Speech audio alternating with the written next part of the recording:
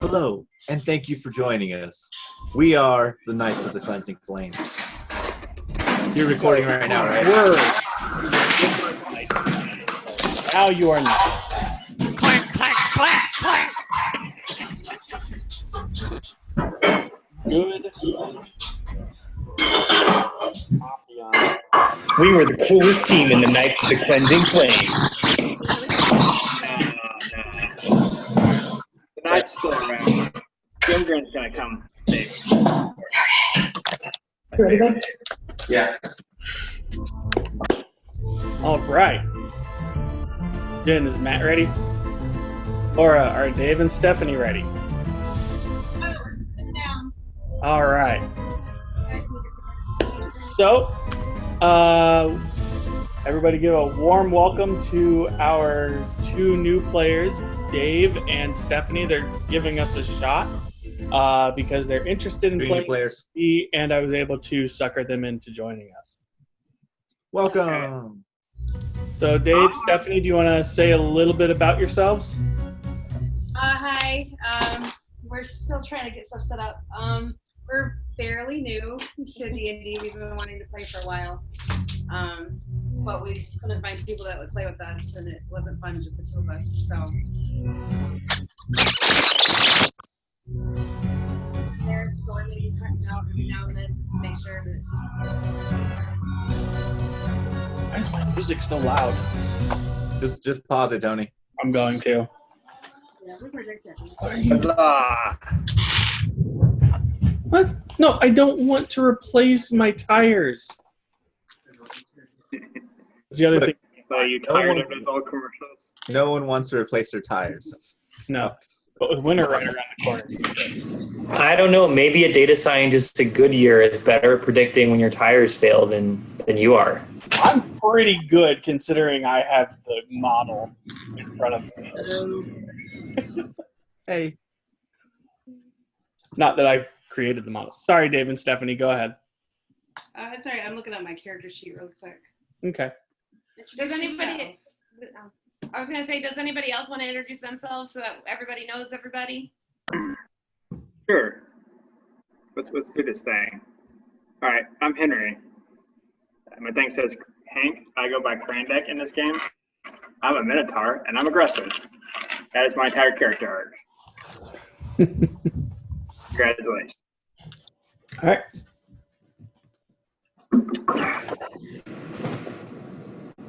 Hi.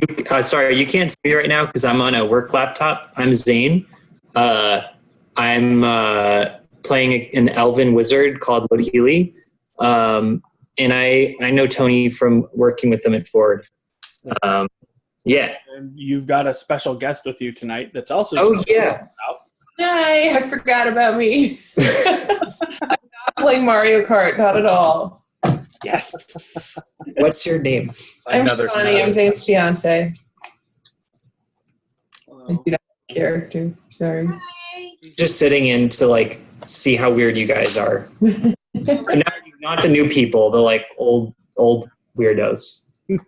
I'm only 30 and I find that offensive. Okay, we're all. Jen was just talking about kids touching her honey, so. I was That's actually not a sexual metaphor. It could have been. It could have been. Sorry, my daughter decided till I have that she wanted to shake her vagina. So that was fun. That happened. So, Jen, since you are unmuted, why don't you and Matt introduce yourselves next? Matt. Okay, well, I'm a bird. Not a real bird, but my character's a bird. And she's kind of the ranger archer of the group, and she's obsessed with Laura's character. I'm sure Laura has described that. But she's kind of supposed to be like a young teenage-esque bird person, so she is kind of immature. And I am friends with Laura and Tony now for 6 years. Has it been 6 years? I think it's been 6 years. It's been 6 years, yeah. Wow, yeah. So Laura and I worked together at a nature center taking care of animals and doing wildlife rehab, and then just kind of have been friends since. Really close friends. She's awesome. And then Matt is over here. Hey guys, yeah, I'm Matt. I am Jennifer's fiance. I am a backseat rogue in the game, and I've known Lauren Tony about as long as I've known Jennifer, so for like 3.5 years. Oh. Nice. Don, Omar, I'll let you guys decide who goes next. Well, my name's John. Go ahead, John. You. I'm John. I'm a Tortle monk. I go by the name of Maturin. I don't know what to categorize myself as, but I am slow and deliberate, and I try to say stupid things that maybe make sense if you think really hard, but maybe more sense if you don't think about them at all, because monk stuff. Yeah, and I don't know. Somehow I know Tony, and I've maybe know T-Dog better, but that's a story for another day. Let's not scare people off yet. Who's T-Dog? We will. That is a story. That's Drunk Tony's alter ego. Oh, we're gonna T-Dog is the best. He slept on our lawn with a pillow that Henry gave him. And blew up a microwave. He did. Didn't he suggest it? It was a mini fridge. Oh, it was a mini fridge, right? My mistake. Laura and I were standing in the back I to never the did recording. find that trash can bottom. I swear it has to be on a roof somewhere. That was Henry, not me. It doesn't sound like something I would do. Okay, Omar. Follow that up. My name's Omar. I go in the game as Slaptrunk. I'm a big old elephant, also known as a Loxodon in game, and he is a pirate, paladin, pirate. We multi-classing now? Sure. Yeah, two levels. Two classes of pirate. What level are we by the way? You are up level to date? 5. 5. Okay, I'm good. All right. Who wants to do the recap from last time we played? Lots of stuff has happened. Oh yeah, yeah. They didn't say their characters yet. Yeah. Oops. Oh yeah. I'm a changeling bard. You don't really know a lot. I gotta get my character thing up here.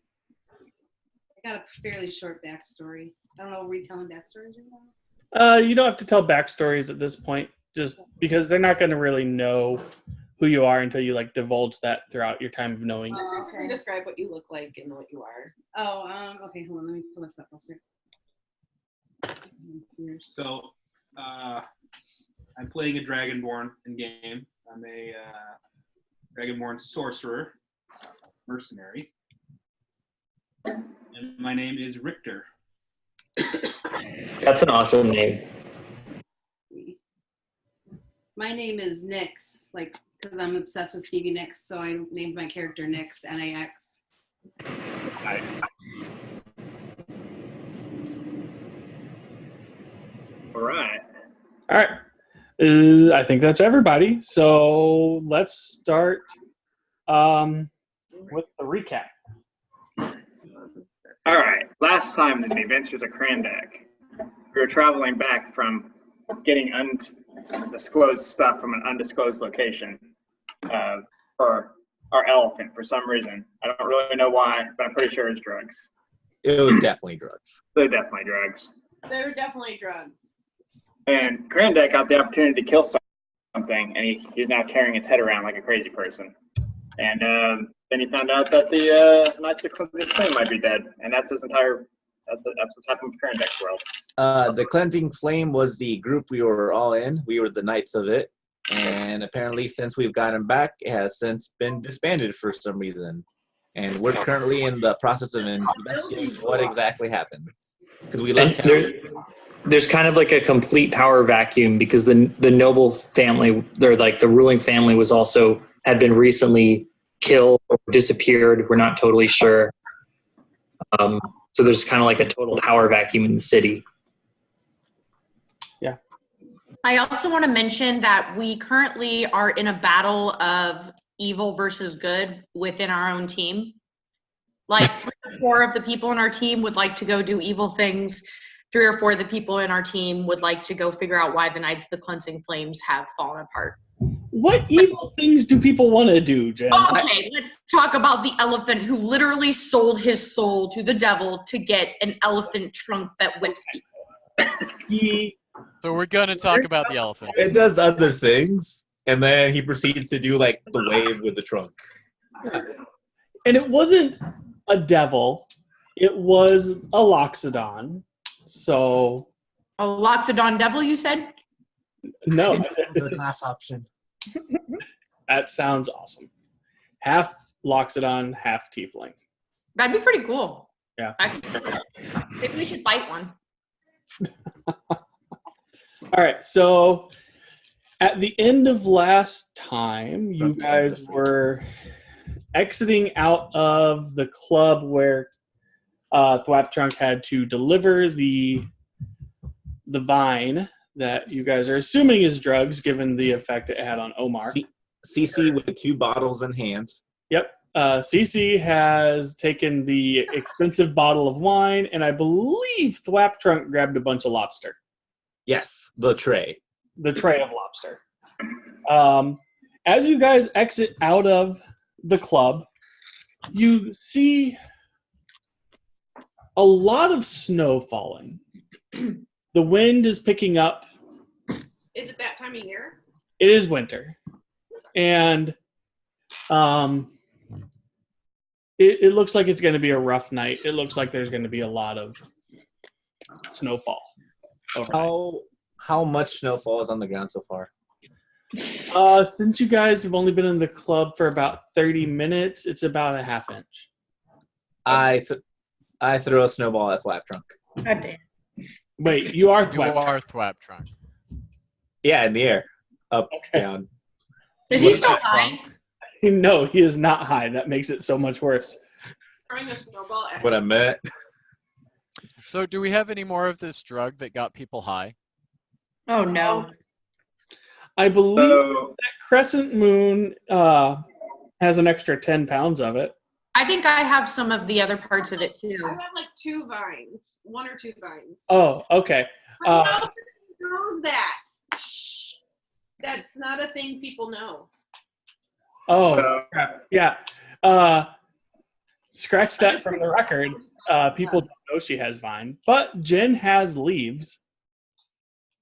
I fly up and land on a roof so that no one can touch me. Tony, we were tasked together 10 pounds of vine. We brought back 15 pounds of vines, 1 pound of which has disappeared in our journey. What happened to the remaining 4 pounds of vine?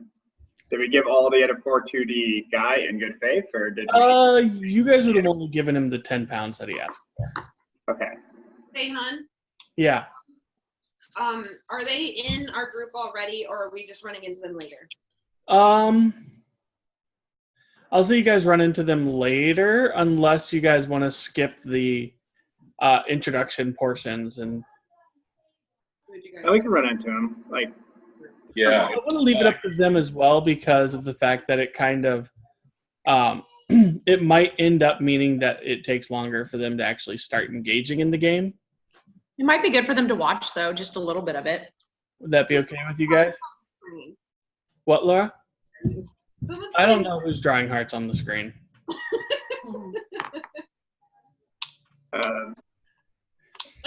I'm assuming it's Henry because he has a really funny face right now. Okay, I might be playing with Danny. We're not going to talk about that. All right. With watching us play for a few minutes, maybe we can like run into them at when we start like digging around for stuff. Or Yeah, whatever. that'll give us like idea of what to do ourselves. Yeah. We'll So figure it out. it's about 4:30, 5 o'clock in the afternoon.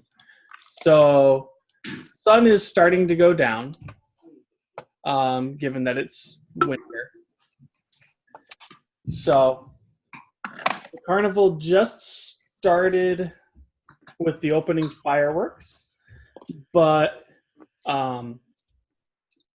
the registration for fighting in the arena isn't until tomorrow, and you can spend some time doing some investigating until then, if you'd like. Or you can skip fighting. I'm not going to play. Are we within a mile of the palace? Or from the location of the palace? So you're about 3.5 miles from the palace here. It's not too far of a trek. Tony, Okay. What's the prize for the fight? So you guys will find that out if you go to the registration. I'm gonna head to the palace and see if I can just walk in. I want to go with Zane. Like if there are any guards. Okay. So who's off- following Zane? I am. I offer them a lobster for their journey. I don't take it. I don't trust it. It's blood money. I'll take the lobster. May I please have a lobster? Of course. Wait, is this just a whole lobster, or did you prepare it at all? Like, Dude, is it's it ready to cooked? eat. I would It's a enjoy plate a of lobster in this trying time. Oh, like right, yeah. Okay, yeah, I'll definitely take some lobster. I mean, they got these off of like a tray that was being walked around the club. Yeah, like it's It's Costco ready. blood money. They offered us anything we wanted in return for us working for them. It's No, not- no. They offered you anything you wanted because you were such nice people. I don't trust it. Well, I understand your reluctance, but at this point, almost everything I've ever pledged my loyalty to is gone, except for Lobster. This in the this land. lobster. Just So, lobster. so this lobster doesn't seem like all that big of a deal in the grand scheme of things. So, Surely what we could all use most in this most trying. This is the beginning of my descent into darkness. Okay. A lobster. Step Are one, we lobster. closer to the cleansing flame or the palace? So you'd have to walk past the palace to get to the cleansing flame. So let me tell you a little bit of how I have the investigation for the Knights of the Cleansing Flame and the Spire set up. So I have this set up as a skill challenge. Do you guys remember what a skill challenge is? You might want to explain it to the new people. Yeah. Okay. Oh, I die. I remember. Oh, yeah, you did die. Okay, this one, there's less of a chance of you dying, which is a plus. So, first off, a skill challenge has you complete a series of skill checks. So if you look at your character sheet, you've got a list of skills like athletics, acrobatics, persuasion, perception, stealth. What you have to do is you have to roll to see if you succeed or fail on a given skill check. So for example, during investigation, you might say, I want to investigate to see what happened, like what caused the explosion at the Knights of the Cleansing Flame, or what caused it to like fall, or yeah, basically be destroyed.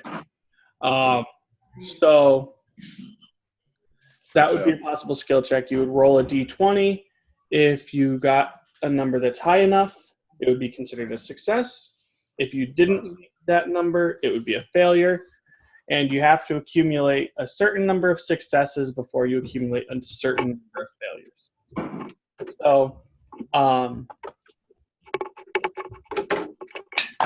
So for this skill challenge, you need to get 6 successes before you get 3 failures in order to quote unquote succeed at the investigation. In order to make a skill check, you have to be proficient in that role. So if you are not proficient in, let's say, perception, you can't use perception as your skill check. So in the interest of having everybody get a chance, everybody has to be allowed to go at least once. If our new folks want to join in, they can. But they're by no means required to. So, with that said, do people understand the basics of the skill check? Yes.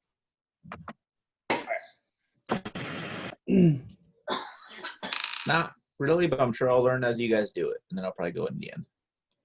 Okay. Who wants to do the first roll? I'll do it. Oh yeah, that sounds good. Because you could just probably do perception, which would be a good starting thing. I Just to don't. generate or something. Or where are we right now, Tony? Are we walking? What's going on? So I'm going to say that right now you're engaged in investigating what happened to Knights of the Cleansing Flame headquarters as well as the Spire. So I'm kind of lumping these together just because it'll expedite things a little bit. And I've got different things written down for each level of success and failure, which I will go over everything you learn at the end. Okay. Well, I mean, so hypothetically, we're on our way to this place. Should we be being stealthy right now? Because I have proficiency in stealth. So. During the investigation, which is where the skill challenge is taking place, I'll say, if you can give me a good reason for you to be stealthy, I would do it. I would give it to you, but I don't know why you would be stealthy during an investigation. Because we're sneaking up on people. I don't know. Okay. Well, I have investigation. Okay. Should we start with investigation then? Yeah, let's do it. Going for it? I will say I have a +7 in investigation, but that's like the only skill I'm really good at. Oh, then you should do the investigation because the rest of mine aren't really relevant right now. Are you decent? Do you have perception as proficiency? No, I have stealth, investigation, history, arcana, and animal handling. Okay. Arcana and history may be helpful later on, Jen. Okay. I have +2 perception. I'll start with investigation then. Okay. That has perception. I have 9 in persuasion, so that's what I'm going for, if that's all right. So 22 on investigation. I mean, just looking for, I don't know, honestly, anything that's out of the ordinary, like, which might be hard to pin down since it's been a while, but yeah, just 22 for a general investigation. Okay. All right, next up. I'll go over what you guys learned after everybody's rolled because the way I have things set up, one level isn't going to make sense without another level. So this is the way I have it set up. I can go next. I have an idea of something I can do. Okay. I think what I'm gonna do is this is gonna sound a little bit weird, but performance. You know how like when like there's a flood and you want to get a lot of singers and stuff want to get a bunch of people to help with a flood or something, they'll sing a song about it. I think I'm gonna do that and try to get people to help clear the rubble so we can actually investigate what's going on. All right. So you're singing. Rally the. That's so awesome and creative. I love it. 13 plus 6, 19. All right. Next up. Brandek's very inspired by Blood Moon's speech, and he wants to move Rebel as aggressively as possible. We are the world. And would that be athletics, Tony? Yeah, that would be athletics. All right, let's move some Rebel with a 25. All right. Moving some Rebel. Next up. Really aggressively moving some Rebel.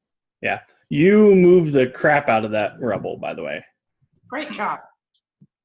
I'll go next, I guess. All right. So I've got +5 athletics. So I am going to play some cardboard games. What? Yeah. Like I'm assuming there's, prizes and shit, like ring toss. I'm investigating. Following what we're doing. I see you guys from a distance, but I really want that lobster hat for Zane. Oh my god. This is chaotic neutral, everyone. Oh yeah. 25. All right. Roll again. Okay. Okay, that didn't count. I have to roll. 9. 9. Okay, roll again. Okay. 19. Okay, one more time. 21. All right. So the first ring goes straight over. Second ring, you almost hit the guy running the booth. Third ring, you manage to it rolls around the edge of the cup and then goes over it. And then the fourth ring goes on the cup straight away. You are given the option between a Macarena, one of those plastic Macarenas they give kids, and a plastic spider ring. Oh yeah, Macarena. All right. I rejoined the group, but they hear me as I come from the distance from the Macarena sounds. Okay. All right. Omar, did you want to do one of the skill checks? Perception? Yeah, that'll work. I'll do perception. 5. 5? Yeah. Okay. You start shaking the Macarena, and you're shaking it a little hard, and it's really cheaply made. It must have been made in Haskoldar, because it cracks open and all the beads and sand inside just fly into your face. Wow. And you see nothing. All right, next up.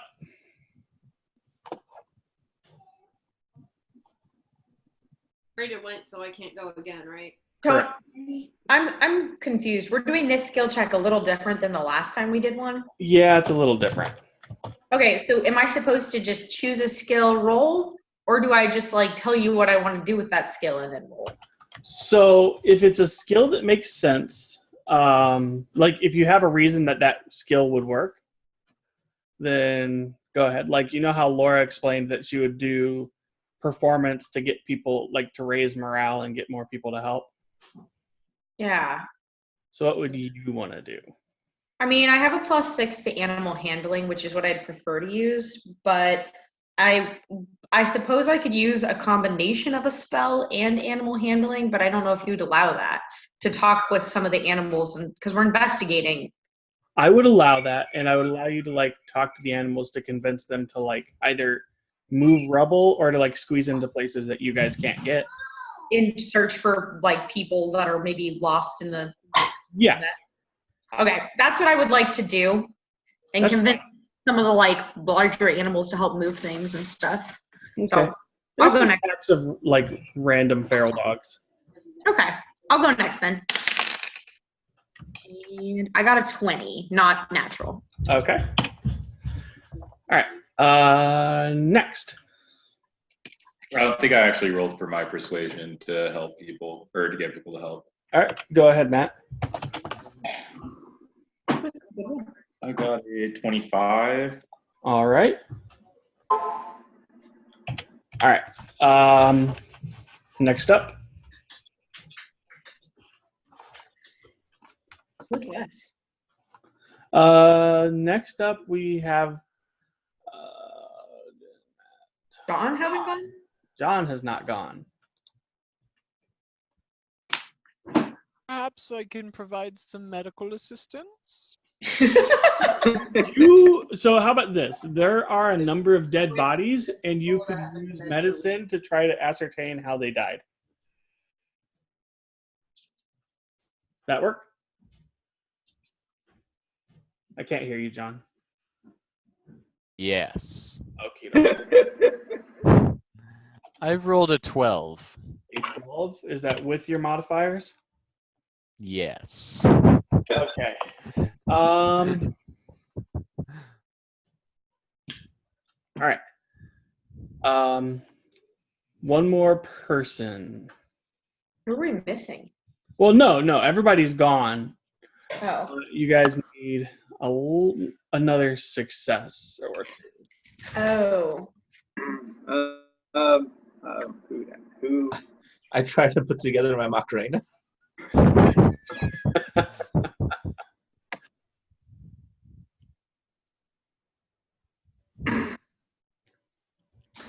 Granddad doesn't have proficiency in anything, but that would be helpful. What are your proficiencies? Acrobatics. I want to say intimidation, but technically it is. But I have a low charisma, so it doesn't really matter. Stealth and survival. So with intimidation, you can technically use intimidation with your strength bonus instead of your charisma bonus. If you would prefer. That's a house rule that I've seen go around. Yeah. Still not very good. Okay. The other thing is, so for survival,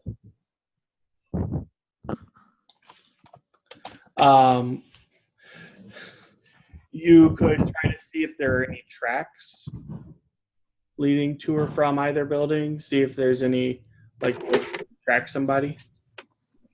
We'll go that route. Krandek's going to investigate using his survival skills. All right. Huzzah! That was not a very good roll. 7. All right. Okay. So that brings us to the end of the skill challenge. So. Did we pass? You ended up with 3 failures before you got to your total number of successes. So here's what you end up finding. Jack squat. No, you wish, Jack Squat. So while investigating the headquarters, you find the dead bodies of a number of your colleagues. You see a number of people wearing Storm Order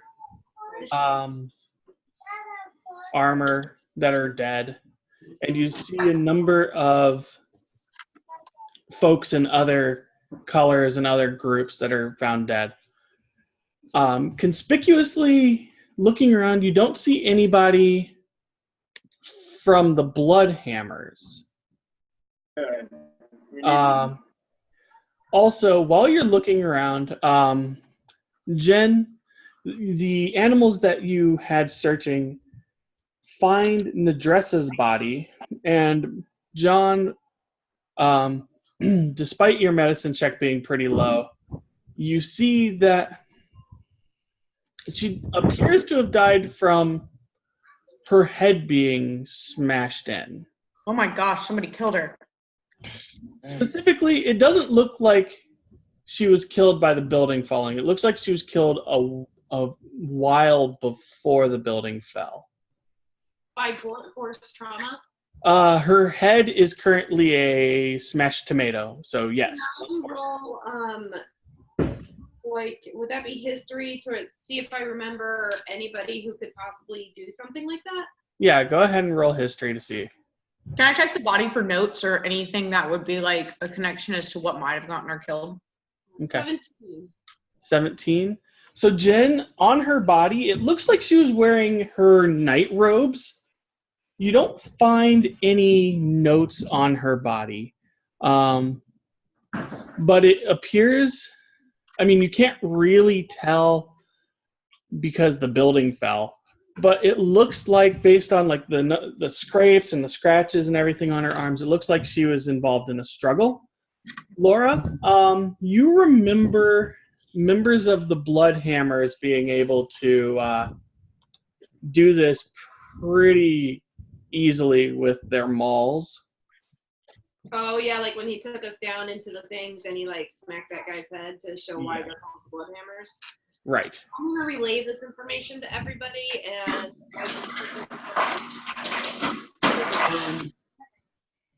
so nobody in the Bloodhammers was found. Hidden in a drawer, you find a letter that is written in a light green ink on a slightly off-white paper. The wax seal on it appears to be a crown on top of a shield. And the letter is addressed to Gramgren of the Bloodhammers. And in the letter you see, "Dear Gramgren, our thanks to you for your assistance with the events of the last week. We will be throwing a party to celebrate our mutual accomplishments. Please join us at the Inquisitor's house. You will receive a formal invitation in the coming days. Thank you for your continuing patronage to the Porcelain Crown, J.H." That sounds like a toilet. It does. So that's what you find at the spire. You find a number of. First of all, the spire has basically broken in on itself, and what you see is like the top floors are pretty well intact, but they're now like sitting directly on the ground.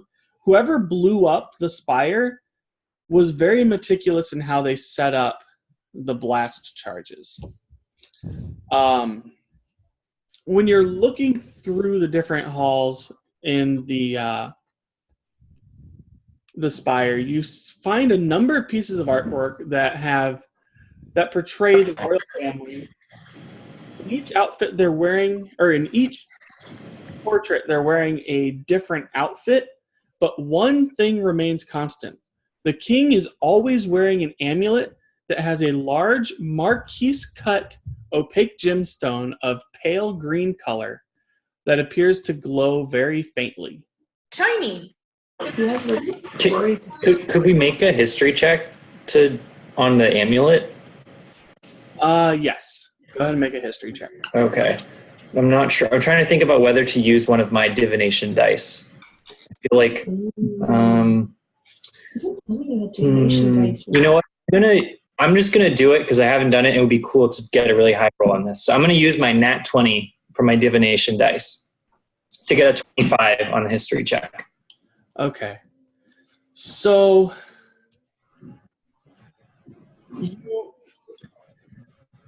you've read about this somewhere. It looks like something that's been called a keystone in the past. The knowledge of it is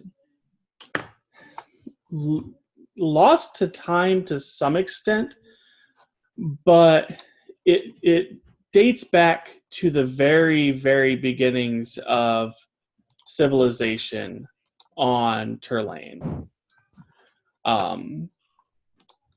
There are supposedly 4 or 5 of these that have been scattered around the world. You're not sure if they're all the same color or if they're different, but you do know that using these stones at a variety of temples around the world can be used to unlock an ancient evil. Oh, great. Hey, Tony. Yeah. My character would like to take one of these pictures that we're noticing with the amulet and just like take it out of the frame and just nicely like fold it. Like, okay. Try not to squish like the important parts too much and then put it in her bag. Okay. That's easy enough.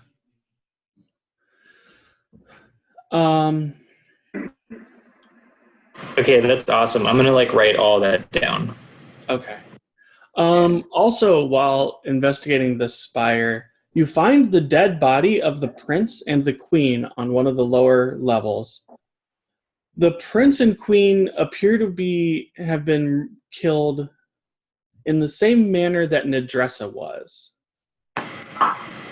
Oh. But hammering been hammering.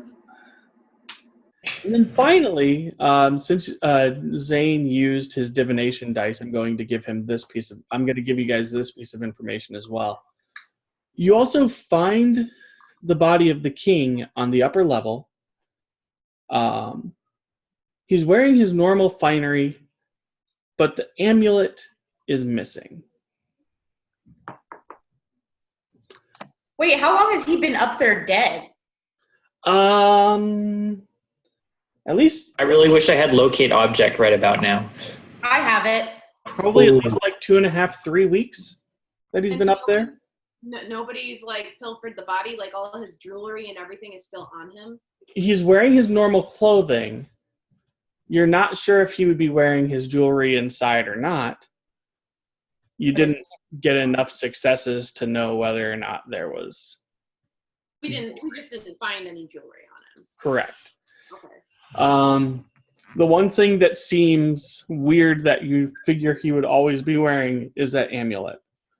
Finally, the last thing you learn is that there are a number of interesting scorch marks on exterior walls and near weight-bearing walls near the middle of the buildings, both buildings, that have scorch marks. The scorch marks here look very similar to the scorch marks you saw at the Hive headquarters, where they were testing the utility of black powder. Can we test them for chemical residue? I've done it before once, so my character does know the chemical residue of black powder.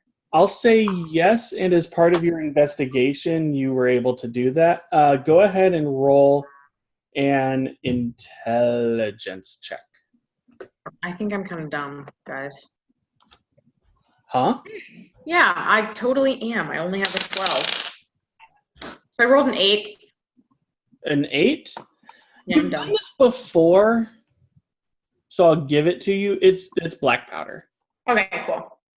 Do we know if it's the same type of black powder? Like, am I able to detect that, or is it just I know it's black powder? You just know it's black powder. You can't tell if it's like from like the same batch of chemicals, whether it has the same purity level or anything with an 8. Not very proficient yet. All right. So that's what you guys find out during your investigation. Tony, do we know where the black powder, like who's making the black powder, or who, at least one person who has made black powder? You know one person. Yeah, let's follow up on that. That's why I asked if it was the same batch, because that's originally how we found it the first time. Yeah, wasn't that one person dead? Yeah, that's true. But it was from the same group of people, so we know that they were making it because they were using it to test. Yeah. Fair enough. The Hive. All right. So, let's go there. The Hive headquarters? Yeah, why not? That's not a bad idea. Let's go check this guys out. Is that okay, Tony? Yes, we're game. How are we going to connect with our new friends? Are we supposed to go to that party that you mentioned? Wait, is this party where the quote-unquote bad guy is, who we sold a bunch of stuff to? Yeah. So should we go to the party, or should we go to the Hive to check out the black? I actually kind of want to go to the party at some point, because, well, partially because someone needs to restore order to the city, or someone needs to restore order to the city before things totally break down. And I don't think we alone have the resources to do that. So even though it'll involve dealing with some shady people, I think we need to find some way to like get the power brokers of the city to agree to, start funding a city guard again or something. Like that's kind of something I think we should try to do at some point. I agree with that. Good job, Fearless Leader. We should restore tonight's set of flames that are cleansing. Okay. So, but not burn people. Laura, can you make a history check for me? Hey, are we gonna And I invite? need to make a wisdom check. History. History. Are we gonna bring in the new people yet? I got a 10. A 10? You recognize the name Inquisitor. I recognize the name Inquisitor. As what? That was Galen's. That's the name that people used to call Galen when he was having those closed door meetings. Okay, I missed what this is in terms from because I was discussing some rules to the newbies. Oh, it was part of the letter to Gramgren, inviting Gramgren to a party at the Inquisitor's house. And the Inquisitor was something that you heard your old boss called. Okay. You guys might notice that Crescent Moon gets a little twitchy. Maybe as much as a cat can look sweaty. A raccoon. A rabid animal. So once she hears somebody mention that name, she gets obviously uneasy. That's the only thing it says about it. Was the Inquisitor's house? Yep. Maybe we should just scope it out. Like, I don't know, do some stealthy shit. Yeah. All right, are you guys going to the Inquisitor's house right now, or are you going to? Honestly, I'm going to mention to the group that we might want to look into possibly some of the carnival games, see if we can get some money to help our funds if we're going to get further into this crap. That's true. I mean, we might need to start throwing around money at some point if we're gonna, like, at some point we're gonna need to start paying information brokers and stuff like that. We still have 640 treasury money. I will say that over the last few hours, the snow has continued to build up. You're now looking at about 8 inches of snow right now. That's like half my height, Tony. It is not half your height. It is like 1/7 of your height. Yeah, okay. There's a lot of turmoil. Perhaps it's best we hibernate for the snow cap. No, somebody wake the turtle up. I will say if you guys stay up too much longer, you're going to start running into exhaustion. I'll say I hugged the turtle for warmth. Otherwise, it's not going to move very quick. So do we have a place to even stay since our headquarters are gone? There are the brothel you guys were at had rooms. Oh, good. The people that are trying to convince us to sell our souls to the elephant devil. Carnival. If you remember the group that we sold our arms to, they were friends of mine. Perhaps they could be of service. Are they also devil elephants? They're goblins. No. Elephants? We're also in the palace. We can just sleep in a palace for a night. You could. Yeah. There's a gaping hole. Holes is. Like pretty reasonable. Are we still at the Oh wait, guys. We could still camp out because my doohickey that I can do, the temperature on the interior is comfortable. Can I ask a question too before we leave the Knights of the Cleansing Flame area? Yeah. How destroyed is this building? It is currently wrecked. It was very tall. It is now like 2 stories tall. Okay, is the weaponry and armory still open? An evidence room in like any place that we could gather some like awesome, I don't know. You were unable to find any of that based on Because your of our failures. Yeah. Dang. That's that. My little hut, my little camp out thing that we were using when we were in the wilderness. Technically, if I cast it and we stay for the night, the temperature on the inside is comfortable. Oh, that's cool. Well, tiny huttas. Al. If you make a hut with maybe some kind of basin, I can put it with 10 gallons of water, and then Healy can fireball it into a nice sauna. I don't wait. You know what? If you're gonna fireball in an enclosed space, Oh, you can't perform magic into. no, you can't have magic go through the barrier. You can cast a fireball within it. Hold on, let me see. I mean, what if it goes directly into the water? Will that still harm? Or It is a gigantic explosion, so yes. Ooh. Control your fireball. Firebolt, maybe. Firebolt might be safer. And we got like flame hands. Hands on flames. Only at the dice game. I've got Divine Smite, but no one wants electrified water. You sure? Yeah. All right. Are we making a tiny hut and we're going to bed? Sure. Yes, we're going to bed for the winter. No. Somebody put an alarm on the turtle.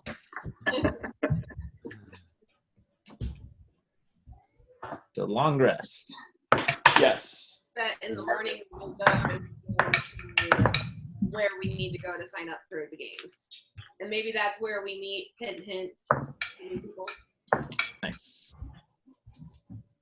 Yeah, good idea. All right. So, Stephanie and Dave, you guys are also experiencing this rather cold weather. Dave, your character, well, do you and Stephanie already know each other or no? Okay.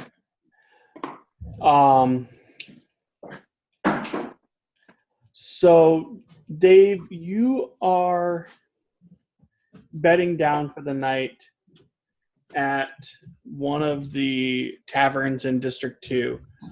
And I'll say you have plans on signing up for a fight the next day, seeing as how your mercenary group was recently is recently no longer around.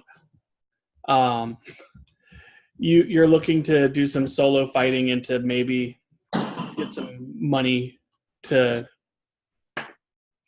go after your own endeavors. Stephanie, I'll say your character is trying to earn a little bit of extra coin now that there's so many extra people here in town by doing performances and singing and dancing and all of the bard stuff. Okay. Okay, so Zane et al., you guys wake up in the morning refreshed. It looks like there's about 18 inches of snow on the ground. So it snowed quite a bit. And When Laura, my character sees this and she hasn't seen snow in a while, she's gonna drop the hut like it's hot stuff and run out and just like go crazy like that. Like the video of the cat where the cat just like the snow and disappears. so you go full on snow leopard in the snow. Yes. Well, Okay. I'm a snow leopard. I mean, it makes sense. Yeah. As So- I awaken, I try to start brewing some tea with miscellaneous leaves I find around our campsite. Okay. It's hard to find leaves around here, but you find a few. You know which ones. Yeah. So you Not got some, one type. you got some tea brewing. It's pretty strong, actually. I wake up like the freaking Folgers commercial, smelling coffee in the air. Is this going to get us high or drunk? You have no idea. You have not yet tried to drink these leaves. Yeah, I'm going to let you guys try it, and then I'll try some in an hour. Best thing you can share with a new friend is a delicious cup of tea. I'll take some. Rare fast leaves. Pouncing from snow. Or is it bitter poison? I know, that's why I don't trust them. Delicious tea or bitter poison? I guess can I do a medicine check to make sure he grabbed the right leaves, or do I have to do that? Do a nature check, Omar. Didn't he fail? Isn't he the reason we failed? You should automatically get a fail and get drunk off these leaves. 6. Hey, it worked. Omar, they seem fine. Yes. John, we need a constitution check. A constitution saving throw. From who? From you. Oh, excellent. Was that your goal, John? What? Was that your goal to get your character high off leaves? I got a 16, Tony. Go fuck Failed at yourself. getting high. So leaves start to make your head spin a little bit, but you kind of shake, and based on your monk resilience, you kind of shake it off. And it's just really bitter. It doesn't taste very good.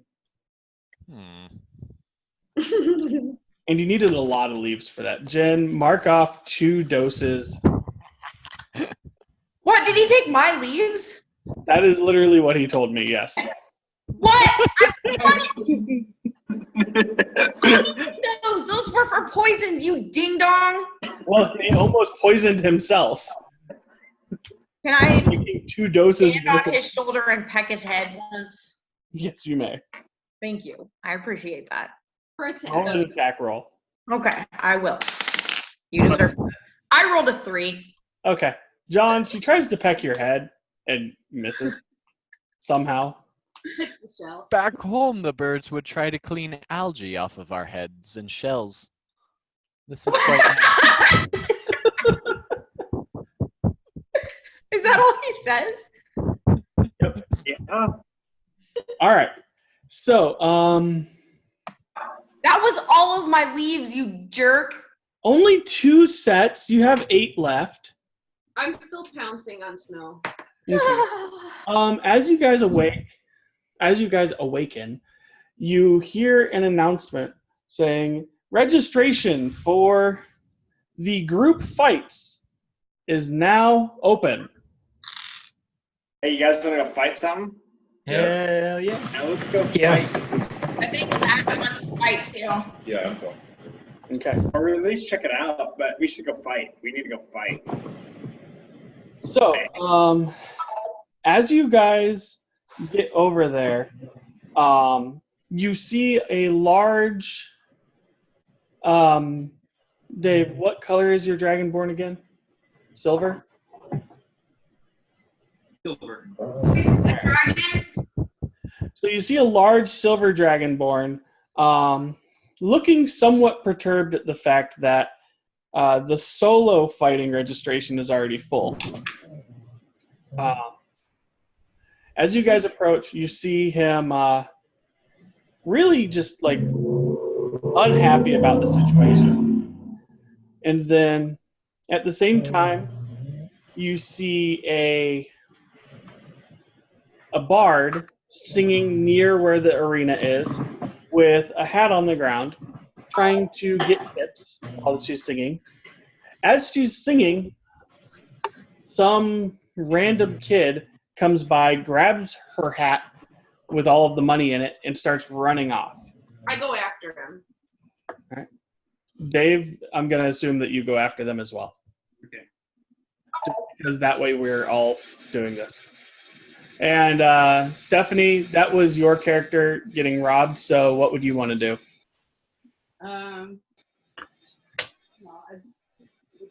What would your character do? Would they go after him? Or? No, she's kind of in her human form right now. She doesn't really want to make waves, so I think she's just gonna let it go. Okay, so Dave and somebody from the group Me. roll initiative checks. I got an 11. Oh, we got a nat 1 over here. Okay, so Laura, it's hard to get over the fact that you're running through snow. So you occasionally like prance a little as you're running. So I'm just going But old. you I'm holding quickly 11. catch up to this ruffian and tackle them to the ground as a silver dragonborn, starts like slipping on the ice and like falls on top of you and this kid. I just got crushed by a dragon. You basically just got crushed by a dragon. All right. I would like to join this fray. Fell on me. And Krandak. this is all happening. Krandak is coming So up. I'm on top of the kid, and he fell on top of me. So there's like this weird like tri-level sandwich of people suddenly. Yeah, this kid is crying, "Get off of me! You're crushing me! I can't breathe!" All right. Unhand the cat lady, dragon man.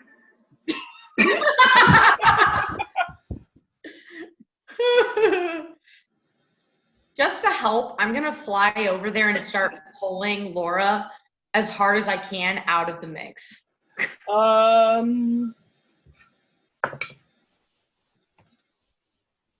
It's going to be a hot mess. That was my goal.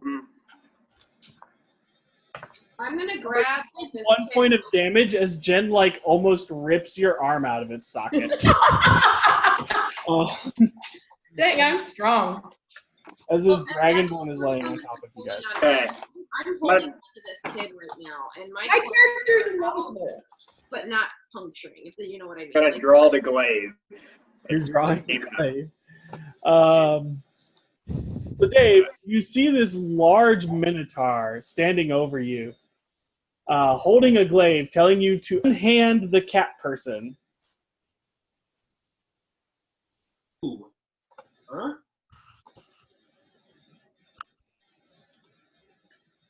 I'm having difficulty hearing people. He said, he was like, who, her? Ooh, her?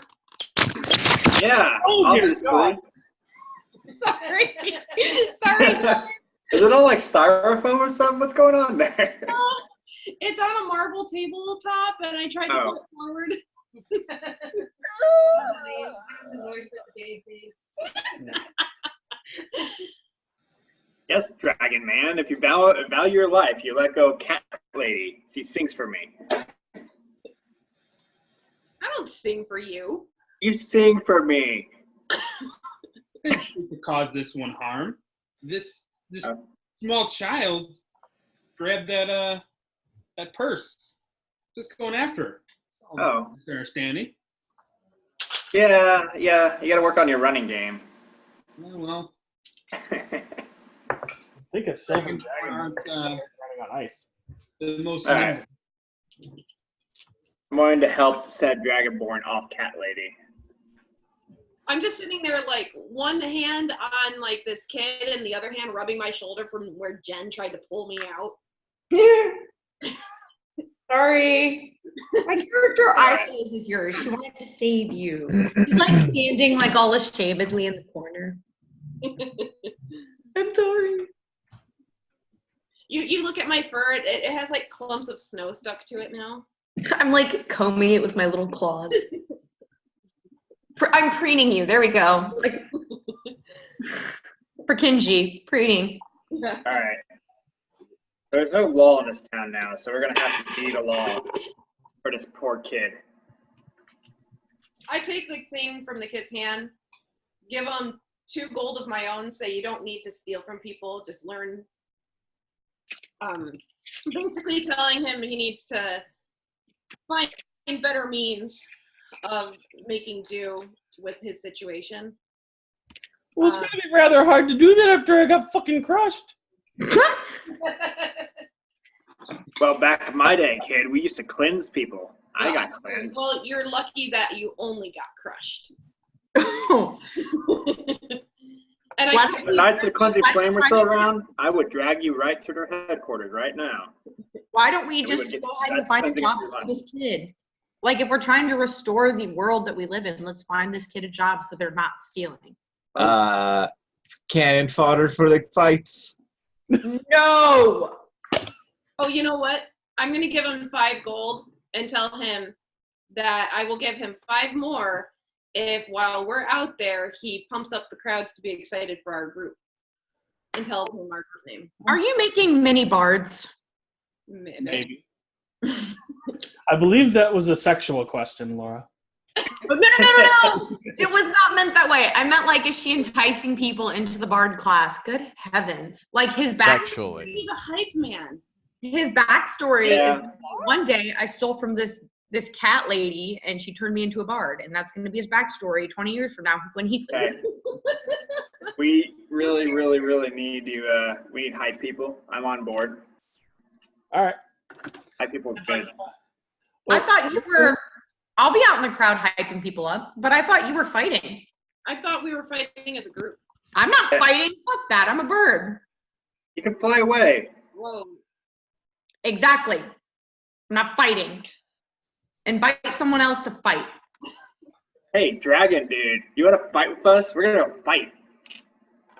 What's your name, by the way, Dragon guy? Dragon man. Sorry? Richter. Richter, oh yeah. Hi, Richter, I'm Krandak. You see this giant head on my back? I killed this thing. As he points to his back, you see the large head of a greenish-looking. Would it be more like pale mint now because the blood is all drained out? I did take all the blood, so it shouldn't be super bright. Yeah, so it's more of a mint color, like with like dark green hair that's starting to. It doesn't have a smell, luckily, because it's winter, but You feel like in the summer, this thing's gonna not smell great. Ooh, we should salt it and preserve it. Oh, okay. We'll boil the skull down and then carry it around. That's future Crandeck's problem. Current Crandeck's problem is he's got a head. All right. As you guys walk back, you see Nyx sitting there close to where her hat was stolen. Kind of a little surprised that anyone would like run after some rando that stole from her. Did you get my hat back? I hand her the hat with the gold in it still, and well, silvers and coppers or whatever. Thank you. I was really impressed by that. Yeah. So, by the way, Laura, the 5 gold you just gave that kid was probably about double what was in the hat. That was really nice of Laura. It was not from the treasury, right? No, I am paying him to be our hype man. Okay? You guys wanted him to have a job. That's true. I like it. How much for the hat?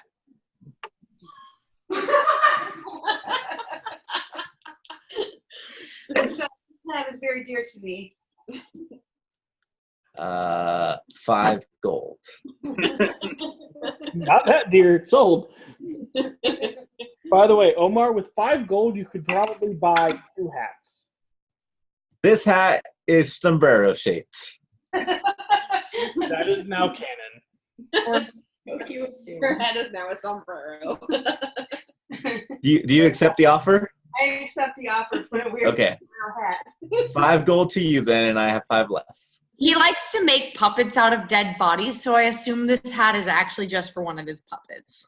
No, You it's guys are for just airing everybody's dirty laundry as you meet these people for the first time. Jen. My mini wears a sombrero. I literally just like cannoned it. I thought you said it was you who was going to wear a sombrero. It is. I just bought the sombrero. You. Your mini already has a sombrero? Yeah. Where's your sombrero? Just Tony, can you show her my mini? Yours actually has a sombrero? Yes. What? I guess I didn't see that in the video. Or maybe I wasn't paying attention. It looks a little bit like a pirate's hat, but it's definitely a circle and not like tri-point. Oh my god. There were many pirates. You're a Mexican pirate? Whoa, whoa. I don't put labels on things, lady. Sombrero. And I guess yes, because I'm Mexican, but yeah. All right, so you guys are currently standing near the front of the registration area for the group fights. I sign us up. I want to fight. I want to get some money, so I'm gonna sign us up. All right. Wait, So, who's fighting? Are you going to be fighting? What? What? You have up to 10 people in a group while fighting. You're not fighting other people. You're fighting monsters. It's basically whoever beats the monster or group of monsters in the fastest time or survives the longest wins that round and moves on to the next round to fight the next monsters. Is it like World of Warcraft Trial of the Crusader? I have no idea what that is. Okay. I'm going to sure. Yeah. So you fight the group of monsters, and then at the end of the fight, if you survive the longest, then you get moved on to the next group. Or if you defeat the enemies in the fastest time, you move on to the next. The challenges do get harder and harder as you move on. But if, for example, everyone in your group is knocked unconscious, you will be raised back to consciousness. If you are killed outright, you can pay 100 gold for insurance, in which case one person in your group can be revived should they die. I don't think this is a good idea. This may be a stupid question, Tony, but will we at one point be fighting our mirror images of ourselves? You do not know. Do we get to fight previous characters of ourselves? Because I would go down on my paladin. Whoa. So bad, Jen. That is not how I meant it. You have been talking to too many kids today. You guys are perverted. Meta. I had, like, go down, like, fight. Like, I'm going to admit, I until you just said that, I did not know what the other meaning was that you were trying to get across. You didn't think that I meant, like, go down, like, pow pow? I assume you didn't mean that, but I didn't know what you actually meant. Okay. All right. So, Tony, I have a weird question. I have a weird character trait because of my stupid barbarian build about like endless combat, where it doesn't have reviving me. It does not require material components or at all. So, can I get cheaper insurance? You could certainly try to persuade it to pay less for insurance. You have the correct waiver form?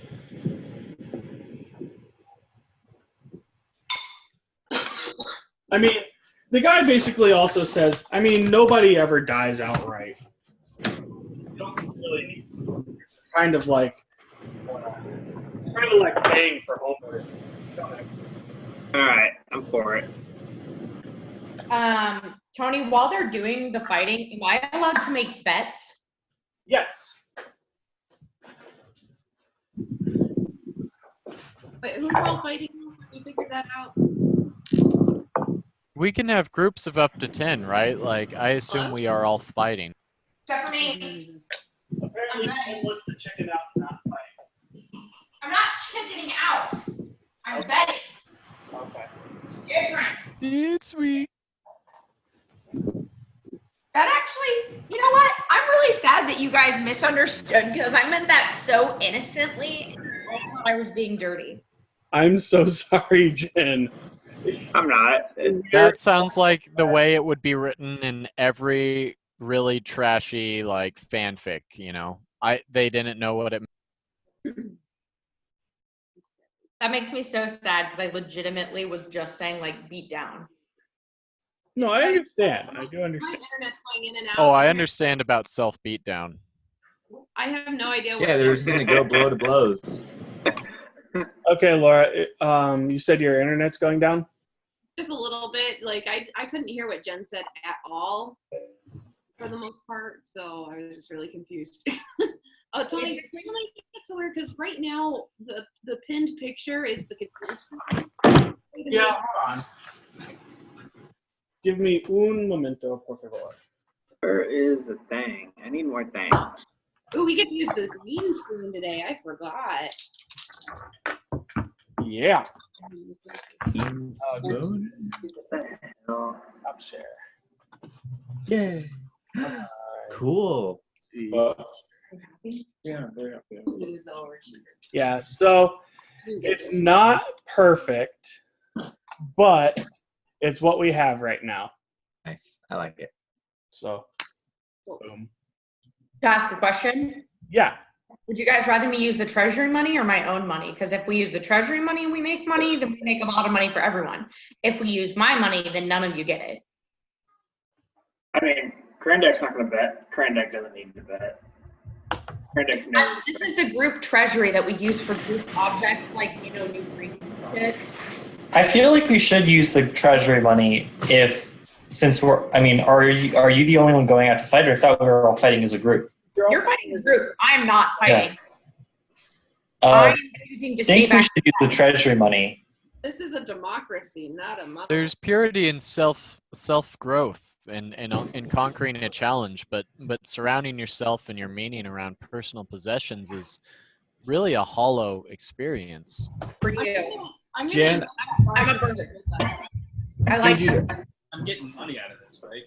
Well, only if no, because the group treasury doesn't include you, but I guess if you're part of the group, I'll give you a portion of it. Or you'll have the ability to interact with group funding. Actually, probably not a bad idea to use the group treasury because we can then give our new characters money. That's true. Yep. Oh, I should have asked. Nix, are you going to join the fight? Since they just saved you 2.5 gold. Question: would her character have recognized my character? Yes. Unless you were disguising yourself. I was just running around in mounds of snow, so my character probably didn't think things through at that point. Okay. She just basically looked up and headed towards the carnival full of snow and then ran after a kid. So That's fair. This is why you have to keep your cats on leashes, guys. Meow, meow, meow, meow. Spay neuter your pets, y'all. Yeah, otherwise they might go down on their old characters. All right, so you have signed up for 8 people to fight in the group fighting. He mentions that, well, the fights start tomorrow during midday. There's also chariot racing, if you're interested in that. I don't know if I'm faster than a chariot, though. Are the chariots individual or? It's one-on-one chariots. We do not provide the chariots, and I think the registration might actually be full for that. But you can always bet on chariot racing. As you guys are standing around here, you're greeted with a voice that sounds familiar to you. Hello. I see you all have come and already registered for the fighting. I hope you don't mind if I bet on you to win. That'd be a safe bet. You see the Loxodon that was in the club the other night. Is that who we were talking to right now? Is the guy from the club? Yeah. Hey, my dude. Hey, man, I would hope you would bet on us if you want to win some money. Don't tell them that I'm betting. Please keep that a secret because I think that's a bad idea for him to know that I'm also betting. Jenna, are you betting against us? No, for you. Do you have any good strategies or secrets on winning the fight? Don't die. What?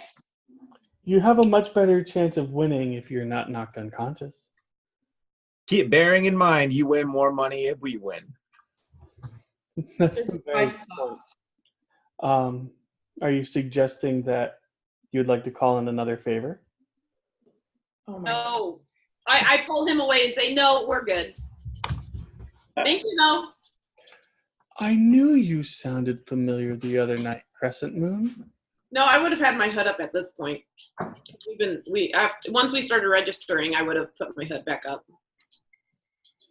Okay. Your voice sounded familiar. Crap. Yeah, never mind. You recognize the voice.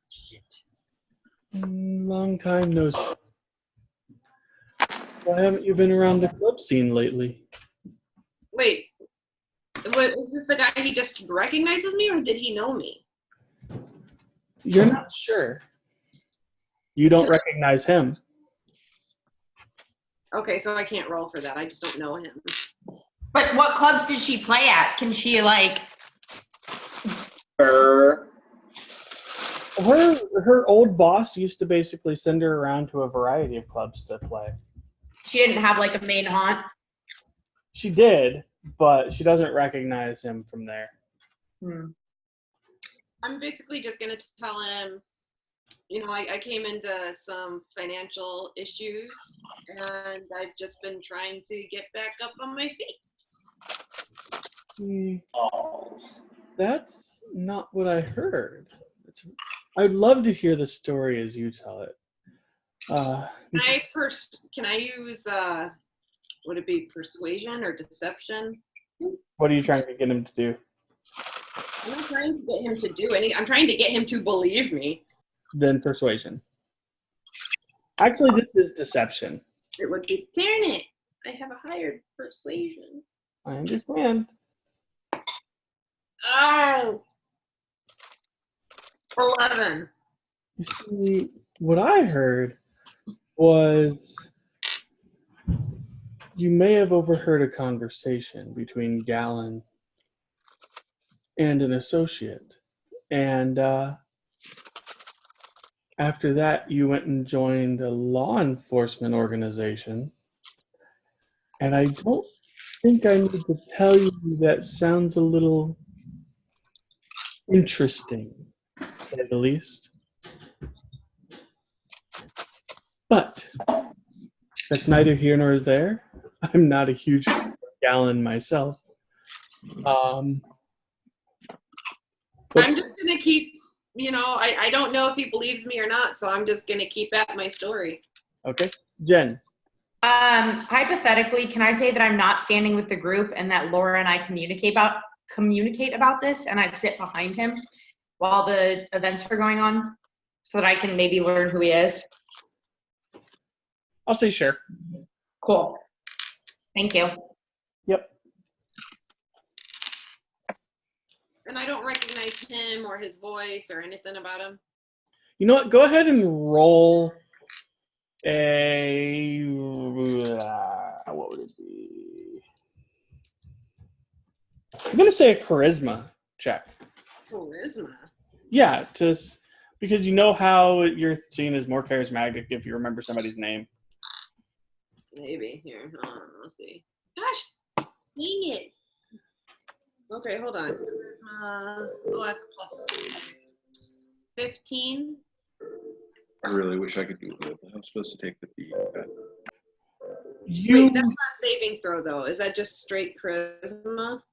If it's straight charisma, my charisma's a plus 3. Would I include my modifier though? Are you not proficient in hold on. I would say, yeah, it's just a plus 3. Sorry. And 12. 12? Yeah. Now that he's been speaking to you for a little bit longer, the voice sounds familiar. You never really saw him face to face. He worked as a different group's manager at one time. You didn't really have too many interactions with him, but you heard around the grapevine that he was into some things that weren't necessarily Bard related. Okay, but he was like a, oh gosh, what is it called? A competition group, basically. Yeah. He's not associated with your old boss. Okay. Okay. Let us continue.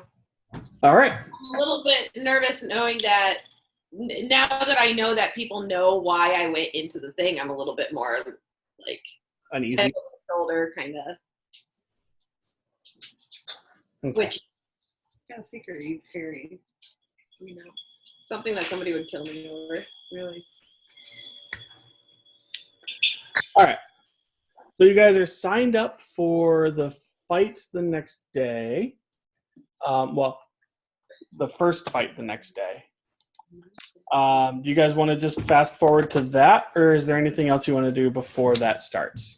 I think we should listen around. Well, my character would probably like to listen around and see who the teams people are betting for and people are betting against, just to get a good heads up. And also, did we agree on if I was using treasury funding or if I was using my own?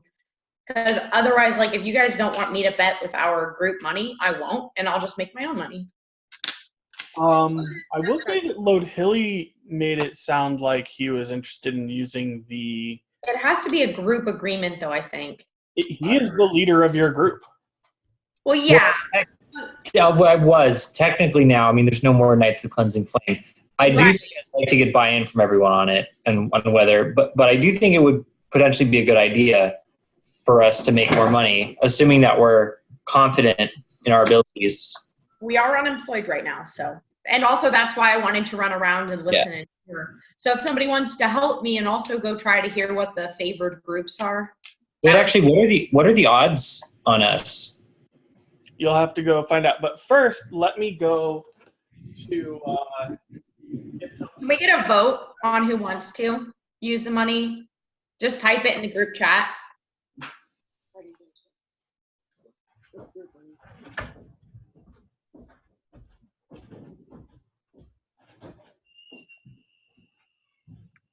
This money will go back into the treasury to buy things like new armor and stuff like that.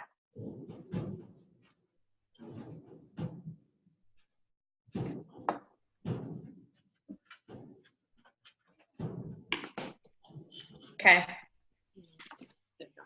Matt also wants to. John?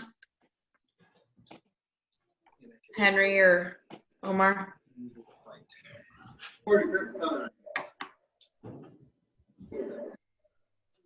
Why is it so dark, Krandak? What are you doing? Don't worry about it. I'm in the darkness. Are you going down on your old self? You know, like fighting it? Yeah.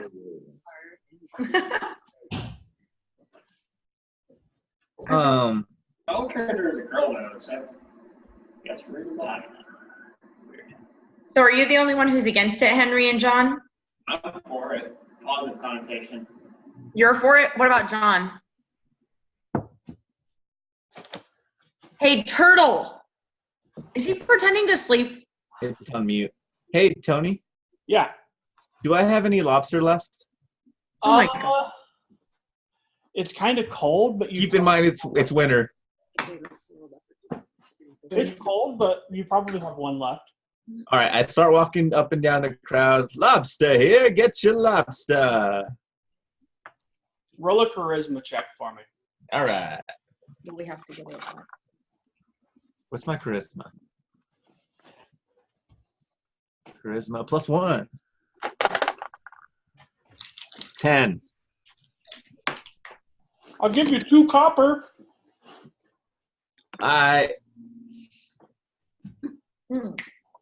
You know, the other thing we should do is we should talk shit on our own team so that people don't vote for us and we get more money when we win. The anti-hype. Yeah, like say, oh, they suck. They're horrible. I heard that one of them was a cat. You better catch up with that kid and tell him too. Oh, shit. No, because we want to make money, so we don't want people to, like, bet on us. Or we could throw the fight. I feel like we shouldn't throw the fight. That would just be a bad thing to do. Right. And we could die. That's true. That's true. But let's talk bad about ourselves so that we get more money. You know that bird? I just hate that bird so much. Except I'm not fighting with you. I'm betting. Yeah, I heard the bird on the team was so bad he had to duck out. I'm not making you any poisons. That's good because I don't know how many leaves you have left anyway now. I have 8. Oh, okay, you still have some. Yeah, well, and I also have the ability to locate any plant I want to, and I have a book on how to make poison, so I think I'll be fine. I have some of the actual vine too. We can discuss later. I would like to make poison-tipped arrows for us. Like you can make a whole arrow out of one of my vines. Ooh, that'd be awesome. But yeah, my goal was to make a bunch of like poison to dip our weapons in when we're fighting. Okay, Tony, what about this fight? All right, so for the first round, you guys are favored. So you bet 100 gold and you'll get an extra 100 gold. So it's basically you're paying out 100%. Okay. But is everyone cool with that? But win, like the overall thing, you guys are at 10-1 odds. That's not bad. But we can just assess each round and bet each round, right? You can, but you'd probably win more money right now if you bet for who wins the overall tournament. Okay, so what do you guys want to do? If I want to go for the 10-1 odds, like I'm not sure that we'll win the whole thing. I don't think we will, or I don't think we should try to go through the whole thing. I think we should try to get enough money to like make back our money.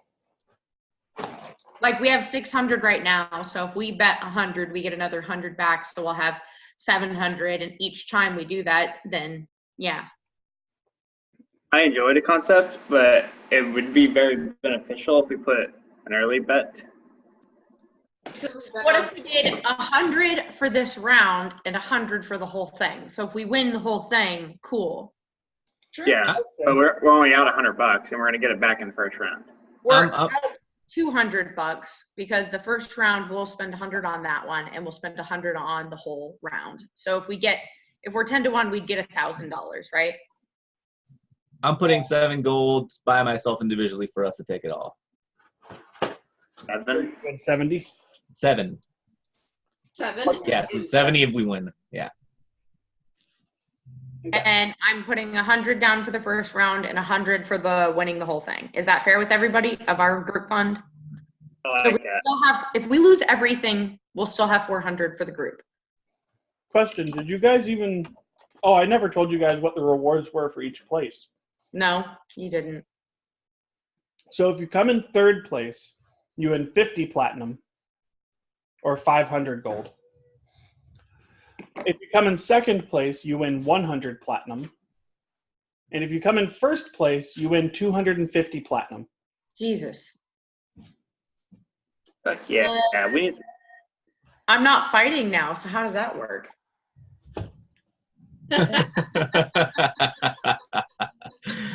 You win guild gold. Well then, I'm not going to give you any of that spare money that I win if I win. Why betting on you?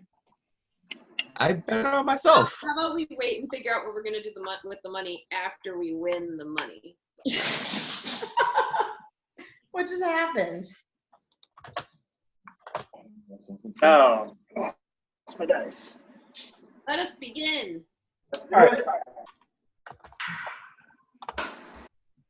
So we are fast forwarding to the first day. Yeah. Right? Wait, did we sell ourselves down to people so that they would not bet for us? Yeah. So Kind of strategy. by the end of the day, there are a number of people that are like, I don't know, I think they might not win. So there are a number of bets going in for, what are they called? The Blood Rage. So that will give us more money though, right? No. What? Not on this one. Hey, since we have 2 open spots, can we recruit some homeless people? You want to recruit a homeless person? 2 homeless people. No, I'll help fight. I'll actually help fight. I didn't realize we actually won something by fighting. Kind of into the homeless people idea, though. What? Tempest has a big case of the FOMO. Of the We what? still have room for 1 homeless person. Great. I didn't know I got shiny for playing. Wait a minute. What if we, instead of a homeless person, we find a homeowner because they've got something to fight for? I'm not allowed to fight with my team. A homeowner who lost their job. Yes. Yeah. So it's a desperate homeless person. Yeah, the guy who bought my lobster.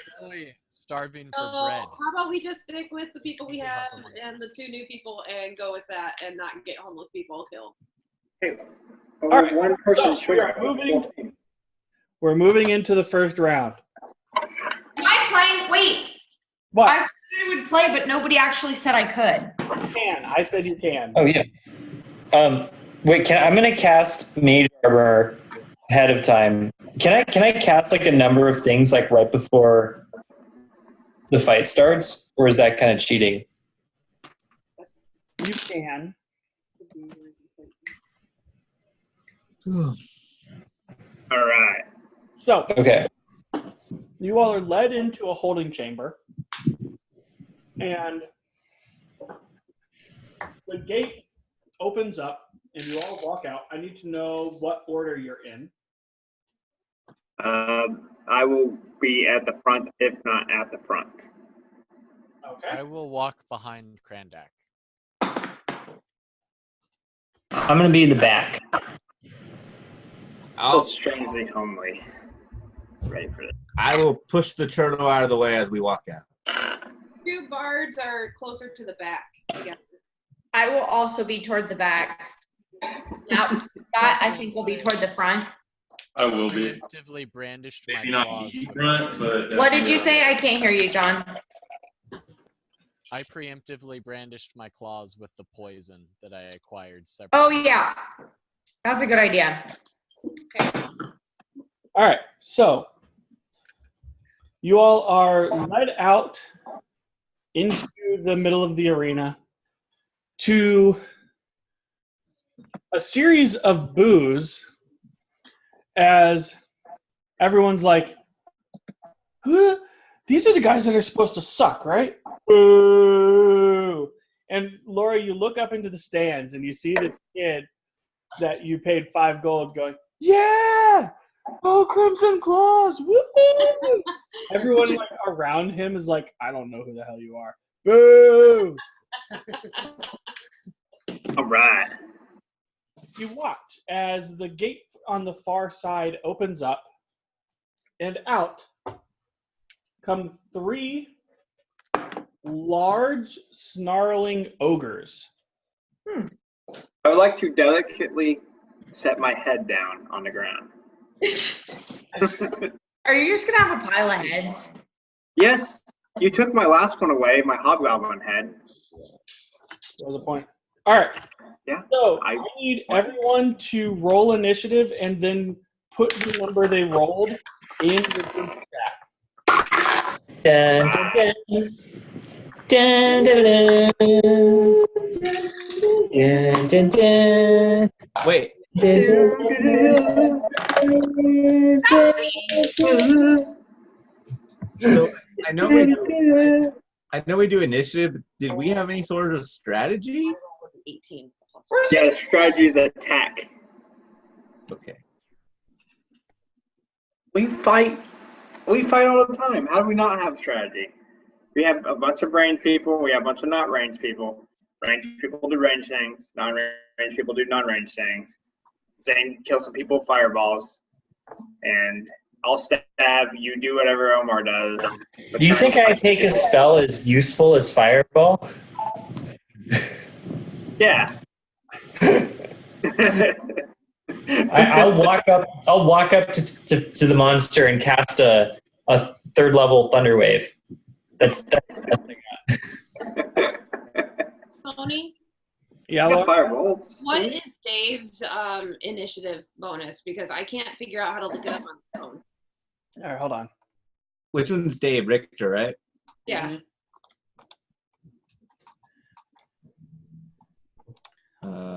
His initiative is 0.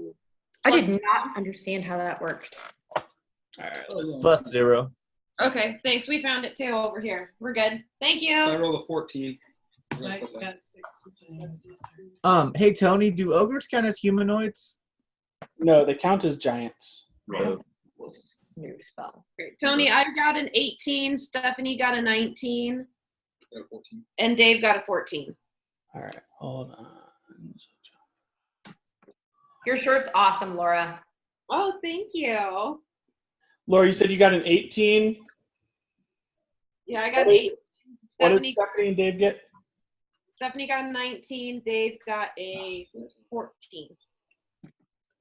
All right. Is awesome. And what are we against? Like what? There are 3 snarling ogres in front of you. It's in air. It's like a little extra dimensional room. And a minotaur, technically. No, technically not. So Yeah. if they're trying to hide. Fuck you, Omar. How far away are these ogres, Tony? Hold on one second while Don't worry. before it starts. Oh, exactly. Hey guys, what do you think about the idea of me casting Fog Cloud? Because I'm thinking, like, if the ogres are large, then I actually don't know how tall Fog Cloud is. Oh, it's a sphere of fog. Interesting. I don't know. We're supposed to be able to beat these ogres, and I feel like if we cast Fog Cloud, they won't be able to see these people in the stands. Won't be able to see us, and we need to hype ourselves up. Oh, that's true. What do we want? We could focus on. Yeah, that's a good point. We might want to sell sell the victory. That's true. I'll use it if it like really seems necessary, but otherwise, that's a good point. You want it to be pretty, the victory you said? Like lots of interesting fights? No, it's like if he casts Fog Cloud, no one's going to see us fight. Oh, that's fair. You don't want to be like One Punch Man. Am I going into this? Oh no, we slept. So One Punch Man is awesome, okay? Yeah, but no one thinks he's good because he literally beats the fight in one punch. All right. Jen, you're up first. Yes, I am. Okay, so can I automatically tell the leader? They're ogres. There's not really a leader. Okay, I don't know if there's one that's bigger and more powerful than the others. Let's be nice to me. I'm a fragile soul. By the way, Henry, they're 40 feet ahead of you. 14 plus 9. Feet. 20. Math me. 23. I got a 23. Okay. Oh, can I, as a spare action, cast Hunter's Mark on the center troll?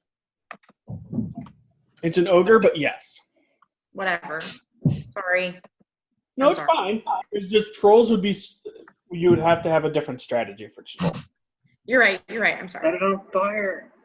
Exactly.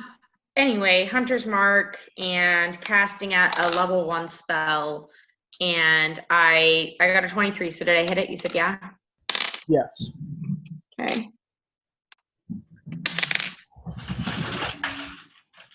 Nine plus.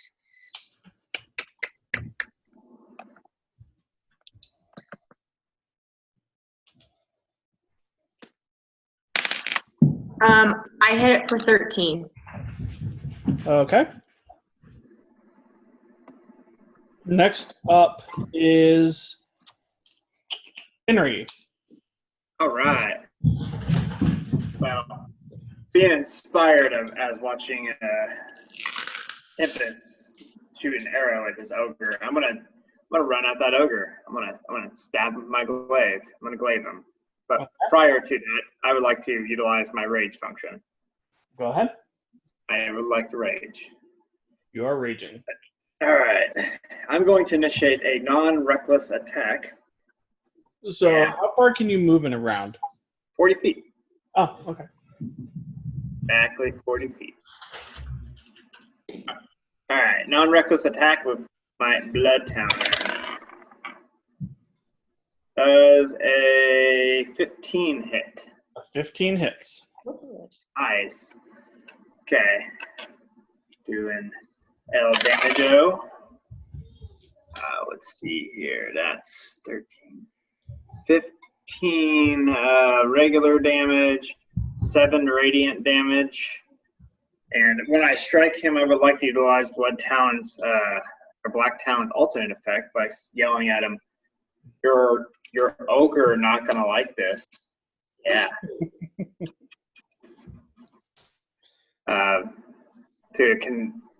Cast Tasha's Hideous for Laughter?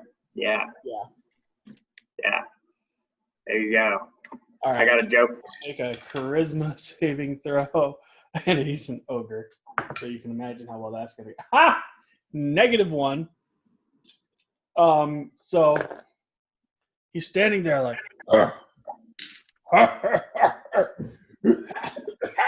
he's like having a top in the middle of laughing, and he falls over, prone. All right. Well, I would like to initiate my second attack. All right. I assume there's a special thing when you're attacking a prone opponent, correct? Prone. Melee attacks get advantage and ranged get disadvantage. Correct. Okay. Advantage again. Let's see here. That'd be 22. That hits. All right. Damage is 2 plus modifier 9. All right, 9 damage. All right. And that will be all Krandek's turn. Okay. Next up is John and Stephanie rolled the same number. Let the new kid go first. Tony, quick question. I've got written down, I'm trying to make sure my notes are right. On the poison that I bought when we were in town a couple sessions ago, I have 2d4 the damage I get off those. Is that right? That sounds right. Okay, just making sure. Yeah, I wanna attack one of these. I wanna go in and I wanna start punching it. Okay. What's your movement speed, John? Let me see. It's a little bit above your armor class.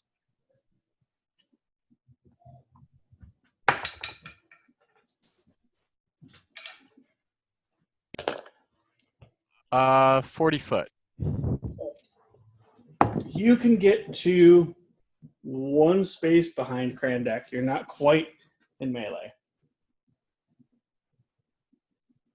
I will stand one space behind Krandek, and I will shield his back with my shell. Okay.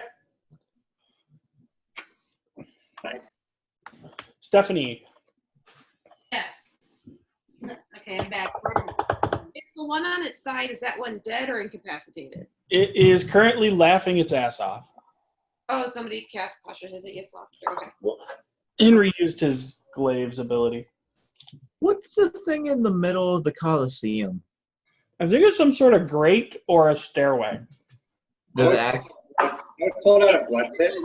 It's where you keep the lions. Okay, does that actually like exist, or can you walk right over that as if it were a regular floor? That's just regular floor. Okay. The maps that we have are pre-made. Yeah, I just wanted to make sure that was an actual object in game or not. Yeah, you can like walk over that. Cool. Stephanie, what you doing? I'm gonna cast Dissonant Whispers. He needs to make a wisdom saving throw of 15 or higher. Okay. What's the distance on Dissonant Whispers? I think it's 60 feet. Yes, 60 feet. Okay. Let's see here. So she would probably move within range. She's within range already. Gosh dang it. That is a 4. What happens? You guys are cutting out, just so you know. It's a 4. Okay, so she needs to roll damage. So damage would be Dissonant Whispers. You need to roll 3d6. So roll your d6 3 times and add it up. 3 times? Yeah.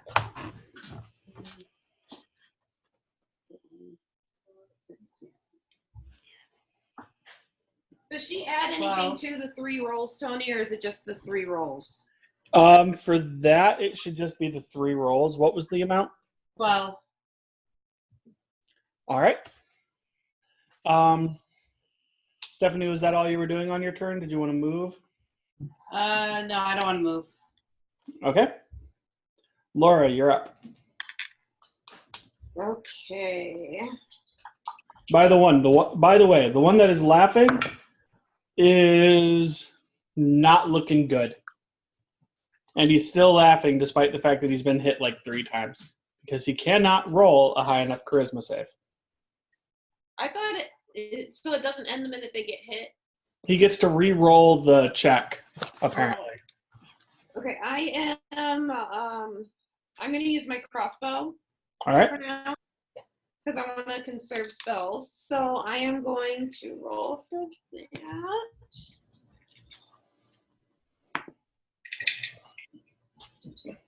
That'd be 15. A 15 hits, but what's the range on your crossbow? I thought it's 80 feet or 320. Okay. I think 320 is at disadvantage. Yeah, it is. All right. Yeah, go ahead and roll damage.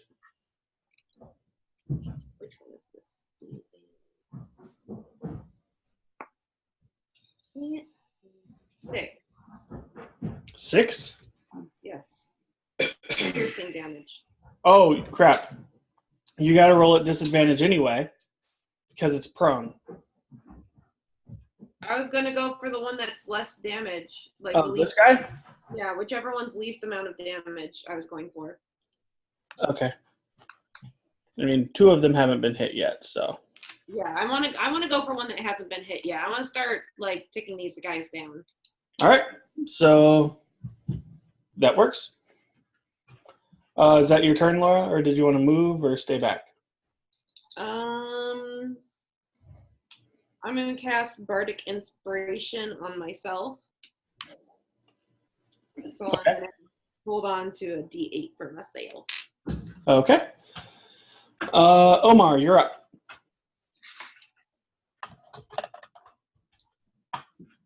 See you, buddy.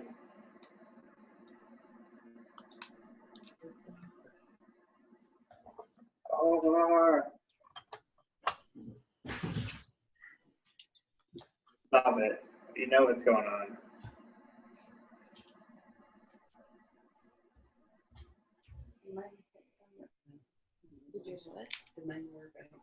I had it on mute, sorry.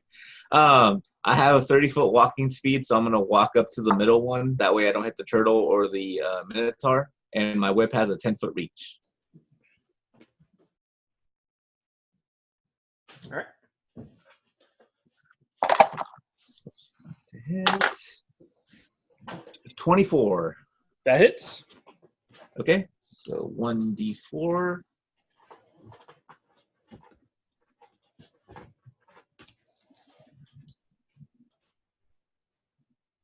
Oops. That's not how I do d4.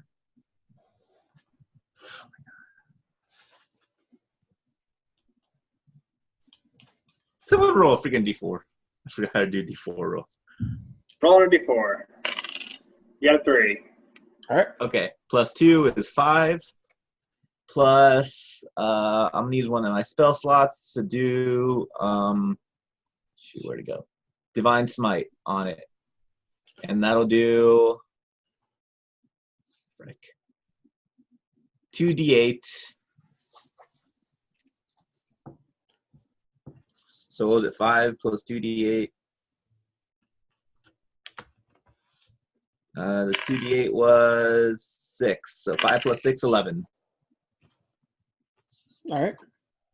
And then for my second attack, I will whip him again. That's d20 plus 5.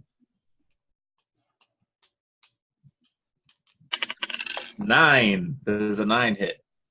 A 9 does not hit. Okay, that's my turn. All right. Dave, you're up.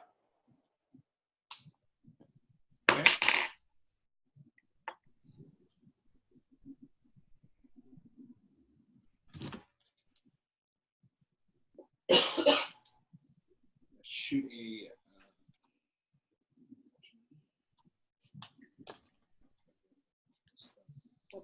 I wouldn't use any high-level spells at this point because this is our first fight. Did You they only say have 1 fight a day. 1 fight per day? Yeah. Oh, I didn't hear that part, so I guess it doesn't matter. I mean, if you want to go supernova, you can go supernova. Yes. But Hilly, you should have used Fireball. I know you don't know Fireball, but still. Wait, you don't know Fireball? No, I've got fun spells like, or I don't know if you're talking to me. I got fun spells like Counterspell and. No. It's. You have to roll 14 or higher. Yeah, So we don't. We Counterspell's gonna be good. I mean, these ogres might be sorcerers. So we couldn't have made the Sweat Lodge if we even wanted to. Then apparently. You got Firebolt. I know that. Oh, you do have Firebolt? Yeah, but not Fireball. So we can't have a Sweat Lodge then. Yeah. Nice. All right, what are we doing? Don't we have only 20 seconds per turn? Okay, that the one that's not being hit, I'm gonna throw a chromatic ice ball, a 3rd level. Okay. So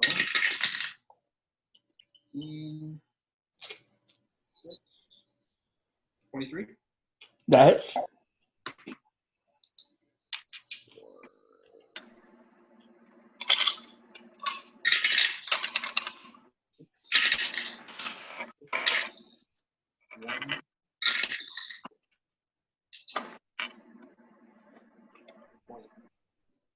20 damage. 20? Hold on, no. 28. 28. Okay. Holy crap. Matt and Zane, you're up. And an 8. Okay. So the ogres haven't actually like gone yet, right? No, not yet. Okay. They rolled crap. And almost everyone on our party has gone so far. Yeah, you and Matt are the last two. So I'm thinking that now might be an okay time to use Fog Cloud because it would give all of the ogres disadvantage and they're about to go. I mean, it would be kind of like and then also the people who have spells that require a spell save would at least like that wouldn't be affected by or I don't think that's affected by Fog Cloud. I don't think. Usually it's a creature you can see. Oh. So Zane, I would argue like if you could kill the one that's like on the ground. It's gonna be real. I think I'd have to run up to it in order to do that effectively. Just so we have two opponents when they have the opportunity to attack us instead of 3. But what I can do is how much space is there between? Trying to think. So it's a 10-foot square. Would it be possible for me to get both of the ogres in a 10-foot square? Tony? I'm looking. It would be very tough, but probably. Okay. Then I'll try to do that to get the top 2 ogres in a grease. Okay. Yeah, you can get them. It's close, but it's doable. And actually, sorry, I'm just going to say when grease appears, each creature standing in its air must succeed on dex saving throw or fall prone. And just turn there must succeed on dexterity saving throw or fall prone. Actually, I just realized that they can just, in theory, just stand up and then walk out of it. So it just takes away a little bit of their movement.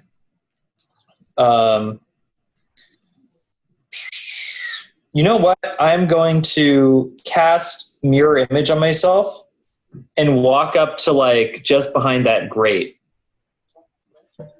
And is there anything like, is that just a storm drain or like a, like a blood and guts drain?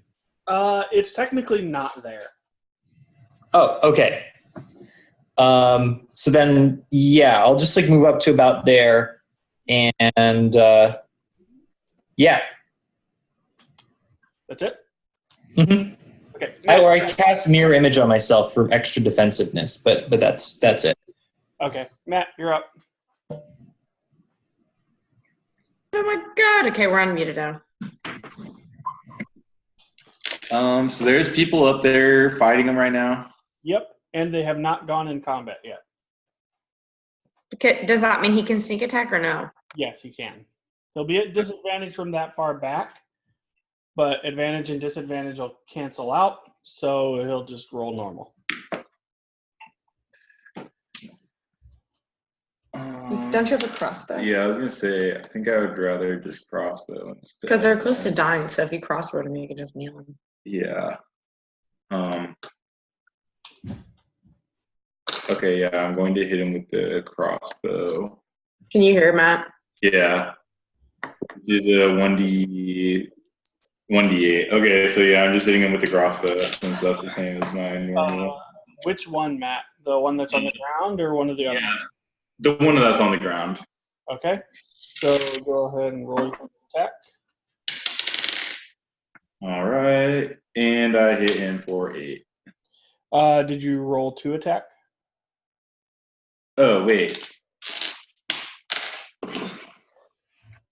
I meant that, yeah, I roll. Okay, then yeah, I got a 15. 15 hits, and then you hit him for 8, you said? Yeah. Okay. He's dead. And don't you get an extra attack? No, I don't. Oh, I missed my extra attack. I was good. Sorry. For what? For Alright, so he is off the list now. Okie dokie. So, there are 2 ogres up. This one is going to come here and engage Krandak. This one's going to engage Omar Thwaptrunk. Let's see. Henry, the one near Krandak, is going to try to hit you with his great club. You rolled an 18. Does an 18 hit? It does. Okay. Omar, does a 24 hit?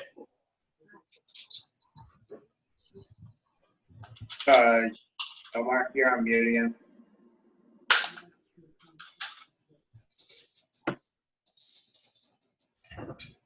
Yeah, I hit. All right, 13. Henry, you take 17 points of bludgeoning damage, halved to 8. Omar, you take 13 points of bludgeoning damage. Okay. Next up is Jen. Hey, okay, so last time I forgot about this, but I checked it this time. I have 2 attacks, because we leveled up enough. So I would like to first attack the center one that I attacked originally. Can I react to it? React to what? Being attacked? Hitting you? Yeah. If you have something that says that you can react to it. Yeah, I have Hellish Rebuke. Instantaneous. Yeah, you can Hellish Rebuke him. Okay. I'll Hellish Rebuke him for 2d10 damage. Do I have to roll something or? Let me look. I think it just says you point your finger. Oh, you have to make a dexterity saving throw. Of 12 or higher. I don't think he's gonna make it. No. So 2 minus 1 is 1, so he takes 2d10. 2d10. 2d10 is gonna be. Hold on. 2d10. Not DQ. Dairy Queen. Yeah, right. He took 4 damage.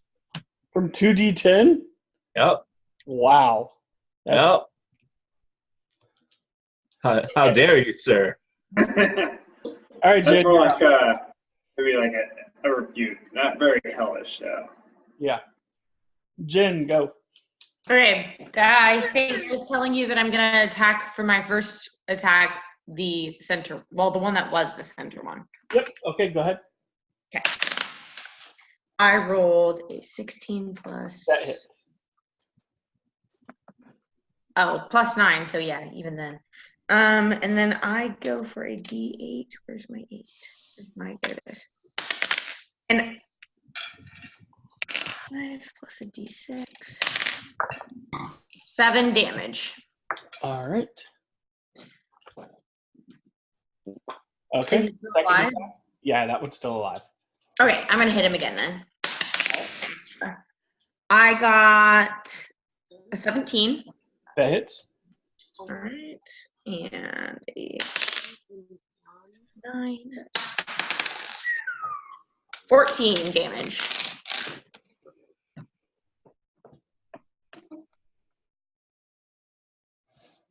Okay. Is that your turn? Yeah, sorry, that's my turn. All right. Krandak. All right, Krandak attacks. He's mad and he's ready to roll. Recklessly attacking the ogre that attacked me. Yeah, 22. That hits. Okay. Damage. Hold on, I gotta get actually pull my character sheet up. 7. So 16 regular damage, 7 radiant damage. Okay. Let me stop you there. He's dead. I stab him again. Okay. As it goes down, I have another attack. I'm going to use that attack. I'm going to stab him with my glaive. I have a meme response for the group chat. Okay. Okay. And twist it a little. Sounds In a very aggressive manner. And then that's that. All right. Next up is John and Stephanie. Kill the ogre. So there's one more guy. Yeah, there's just one more. All right, I'm gonna go up and I wanna smack him with my claw fists. Okay. Oh God, what did I do with the thing? We're good. First one is a 16 plus. That hits. Hit. And I'm just gonna go ahead and keep going before I do damage for the second hit because I got multi shots. That one is a 15 even. That hits. And I'm gonna go ahead and use a key point to. What's that let me do? Flurry of blows. Yeah, does that just mean I get to hit one more time? It should say on your sheet. Bum, bum, bum. Yeah, I'm just looking for my thing. Sorry. I can't find it. I can't find it. Flurry. Let's you take an extra attack action. So I've actually got 2 more attacks. Yep. Okay. First of the other attacks is a 9. That does not hit. So I've got 2 hits, and the last one is a 19. That hits. So I've got 3 hits. And I've got, for my regular hits, I've got D6 plus 3, so I'll roll that 3 times. 4 damage plus 8 damage plus 4 damage. And damages from all the poison. It's going to be 3 plus 5 plus 6. Okay. So a total of 26 damage. Does that sound right? 3 plus 5 plus 6. Yeah, that's in the right ballpark. Okay. Stephanie, you're up. I'm gonna cast. Then I can do the third one, or a third level. So I'm gonna do blindness. I'm gonna cast blindness. Okay. What does he have to roll for blindness? 15. Yeah, he has to make a Constitution saving throw of 15 or higher. He is blinded, Nice. Yay. or he can't see. All right. Is that your turn, Stephanie? Okay. Laura, you're up. Okie dokie dokie. I am fireball. No, I'm just joking. I'm not doing fireball. I am going to cast Cloud of Daggers on the Okay. Does he have to roll something for that? Unfortunately, I am doing this from a sheet of paper. Hold on. Concentration. No. Is it on your thing? Oh, he doesn't roll. He doesn't roll anything for this one, I don't think. Okay. Sorry, I'm double checking. I'm trying to see. What'd you say it was called? He doesn't need to roll anything. It just happens. Okay. It's a 5-foot cube, and what was it? You fill the air with spinning daggers in a cube 5 feet on each side, centered on a point you choose within range. A creature takes 4d4 slashing damage when it enters the spell's area for the first time on a turn or starts its turn there. Okay. So at the beginning of his turn, he will take damage. Yeah. So Okay. Cloud of Daggers. All right. Omar, you're up. Okay. How's the guy looking? He's rough. Okay. Well, in that case, I'm just gonna hit him with my whip. All right. 20. A 20 hits. Oh, baby. All right. So it's gonna be 1d4, and I'm going to. I'm gonna get the crowd into this and be like, "You heard the thunder. Now get ready for the lightning." And then I'm gonna divine smite him. Okay.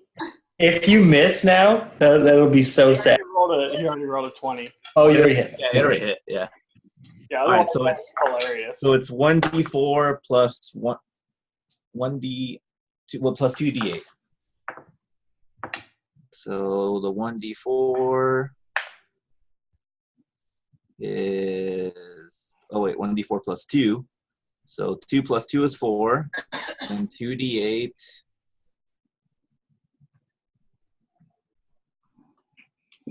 And 15 plus 4, 19.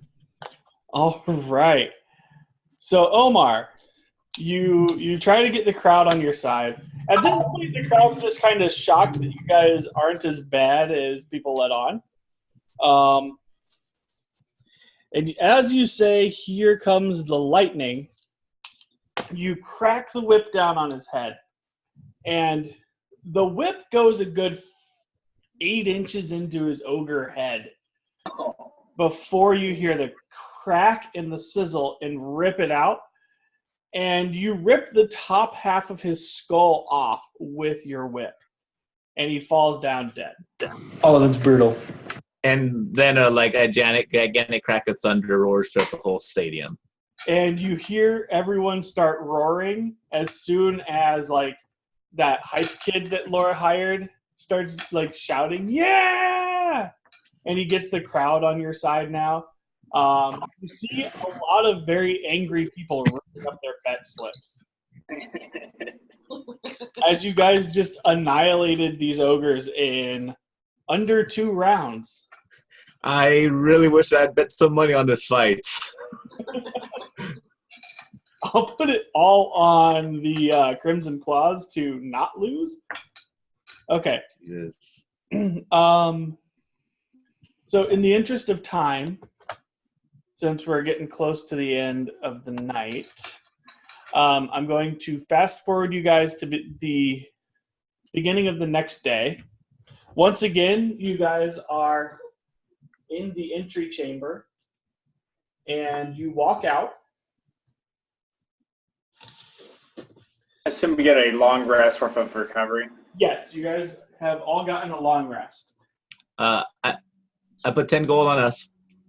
Okay. So in this fight, you guys have 2-to-1 odds. So if you win, you get double. You'll gain 20 gold. Hey,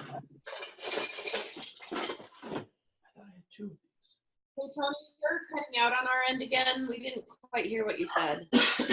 All right, hold on. And there it goes again. All right, hold on. We're at 2-to-1 odds against us. He's in a really long hallway. Meow, meow, meow, meow. Is that right?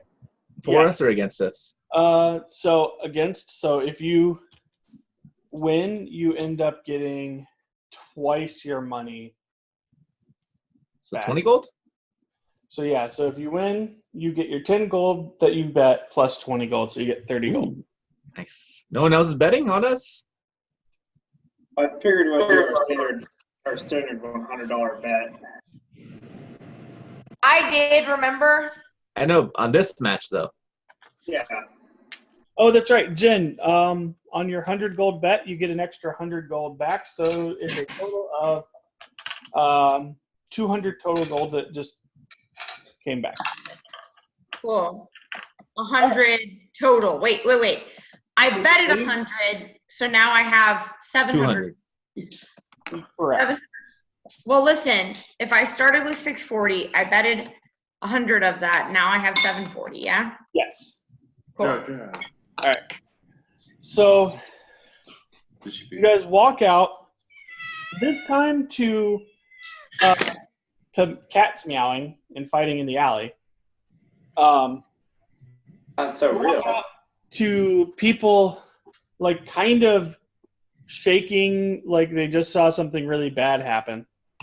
And you hear over the loudspeakers, "Ladies and gentlemen, please do not be alarmed. The folks who died in this combat, they did have insurance, so they will be back alive shortly. If anybody finds a foot, please bring it to us so that we can give it back to its rightful owner. Thank you." All right. All right, so you guys walk out and make a perception check for me real quick. Actually, no, this isn't something that you need to make a perception check for. It's going to be pretty obvious. Surrounding the arena right now is a large dome. Oh no. And while the ogres came out through a door, you hear a couple of loud shrieks from above. And as you look up, you see... Hold on, let me pull it up. Better not be a goddamn dragon, Tony. It's not a dragon, I promise. It's Right. 2 dragons. Oh, what? Like, oh, it's just, an ancient abyssal dragon, bone dragon, whatever. Bone dragon. Ladies and gentlemen, Cthulhu. Cthulhu. The moment you've all been waiting for. Here's Tiamat. Congratulations. Her breath actually smells like diarrhea. Okay, let's pull it. Breath actually disgusting. It makes me vomit. So you watch as 2 large, leathery winged creatures fly down from the top of the dome. The creature has the large paws and forebody of a lion, the back legs of a horse, or maybe a mule. It has 3 separate heads, 1 dragon head, 1 lion head, and 1 goat's head. And the 2 of them fly down at you. That was a horrible chimera screech, but you get the idea. Thank you, Omar. And as 2 large chimeras fly above you. And that's where we're going to end it for tonight. Well, shit. Completely missed everything. Yeah. That is where we're going to end tonight. Can you hear us now? Yes, we changed which internet I was on. And Tony, just describe it again. So we showed up to. Go ahead, Tony. You're saying. Yeah. So, did you hear the part about there being a dome around? Yeah, we got the dome part, and that was it. Okay. So, coming from the top of the dome, you see 2 leather-winged creatures. The forebodies of these creatures look like a lion. The back half looks like a horse. Each creature has 3 heads, 1 head that looks like a dragon, 1 head that looks like a lion, and 1 head that looks like a ram. Later, Omar. Oh, no, I was going to say bye to John. Oh, okay. Bye, John. He's gone. Which one? And as these 2 creatures fly down from the top of the dome, Omar, I'll have you...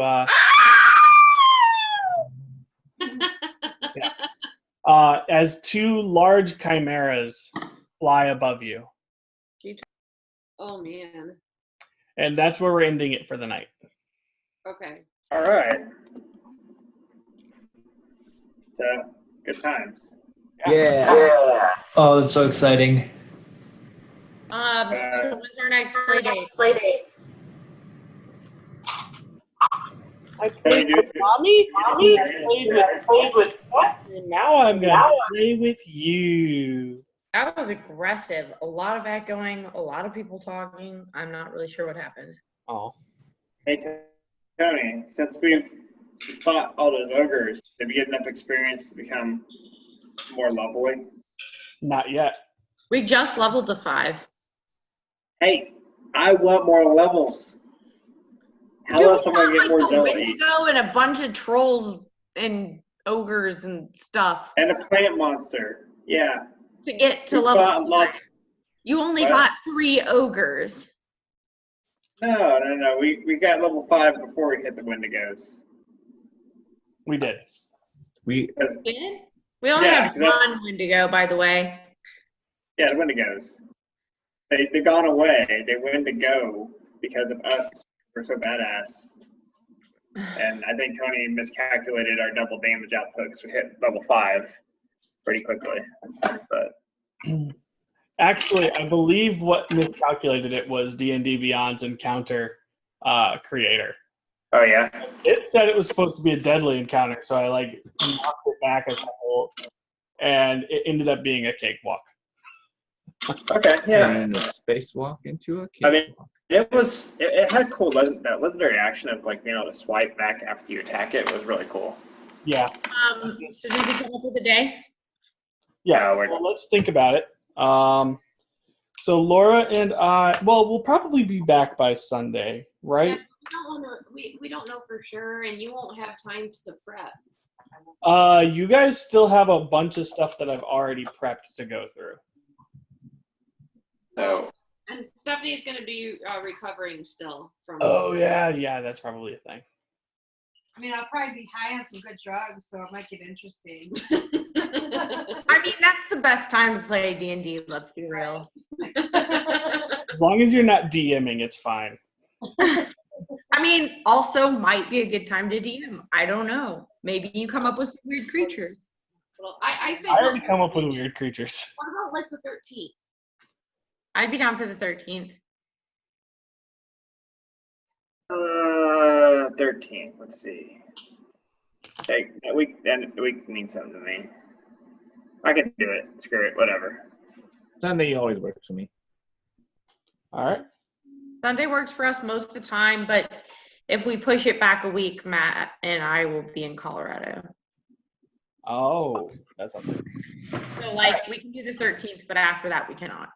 It's for like a free honeymoon? 13th should work for me.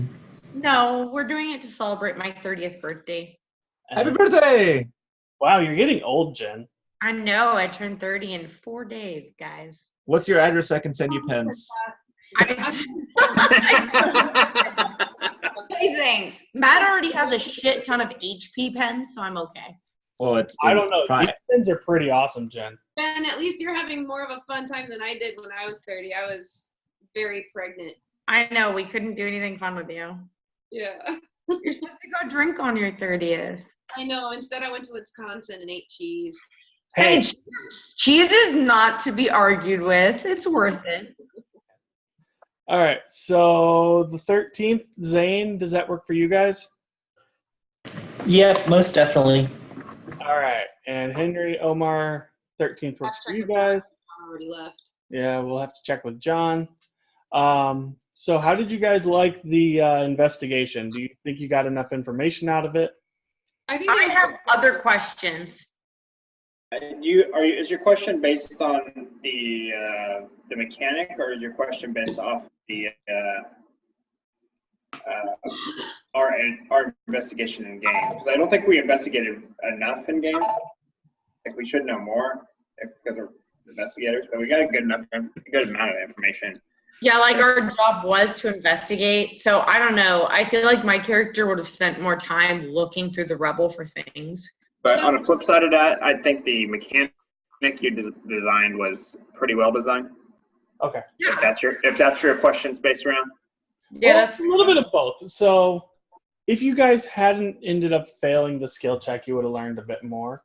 I feel like my Maraca side quest should not have been part of the investigation, but I can also see why it would have been, I guess. No, you chose to do something that wasn't really directly related to the investigation, and so he just did what you said. Did that count towards an investigation skill check? Yeah, that's why we failed. No, that's not why you failed. Why you failed was he did a perception check to help investigate, and his perception check was a 5. So I had to come up with a reason why he couldn't see anything. Oh, well, whatever. That's what he was doing. Yeah, that's fair. That makes sense. Aha, the maracas had nothing to do with it, Jen. I feel like we would have been there for like an hour just looking through stuff if we hadn't done it like that. That was my concern, was you guys were going to be like trying to look over every little detail, and I'm like, this could take like the next 4 sessions if they really were exhaustive. As a mechanic, I like it, but I think as a group, we have to be trained on executing on that mechanic, because we have to find a reason why the stuff that we're good at is going to fit the situation it's in. Yeah, it's kind of cool from our perspective, but also it's going to put us in weird spots where, like, I need to use athletics, and I'm going to athletics in this situation. Yeah. Athletics, you could parkour off of some stuff to look for clues. I mean, I really liked how you did our skill check the last time, like the original time, but I can see why that would take 4 hours. So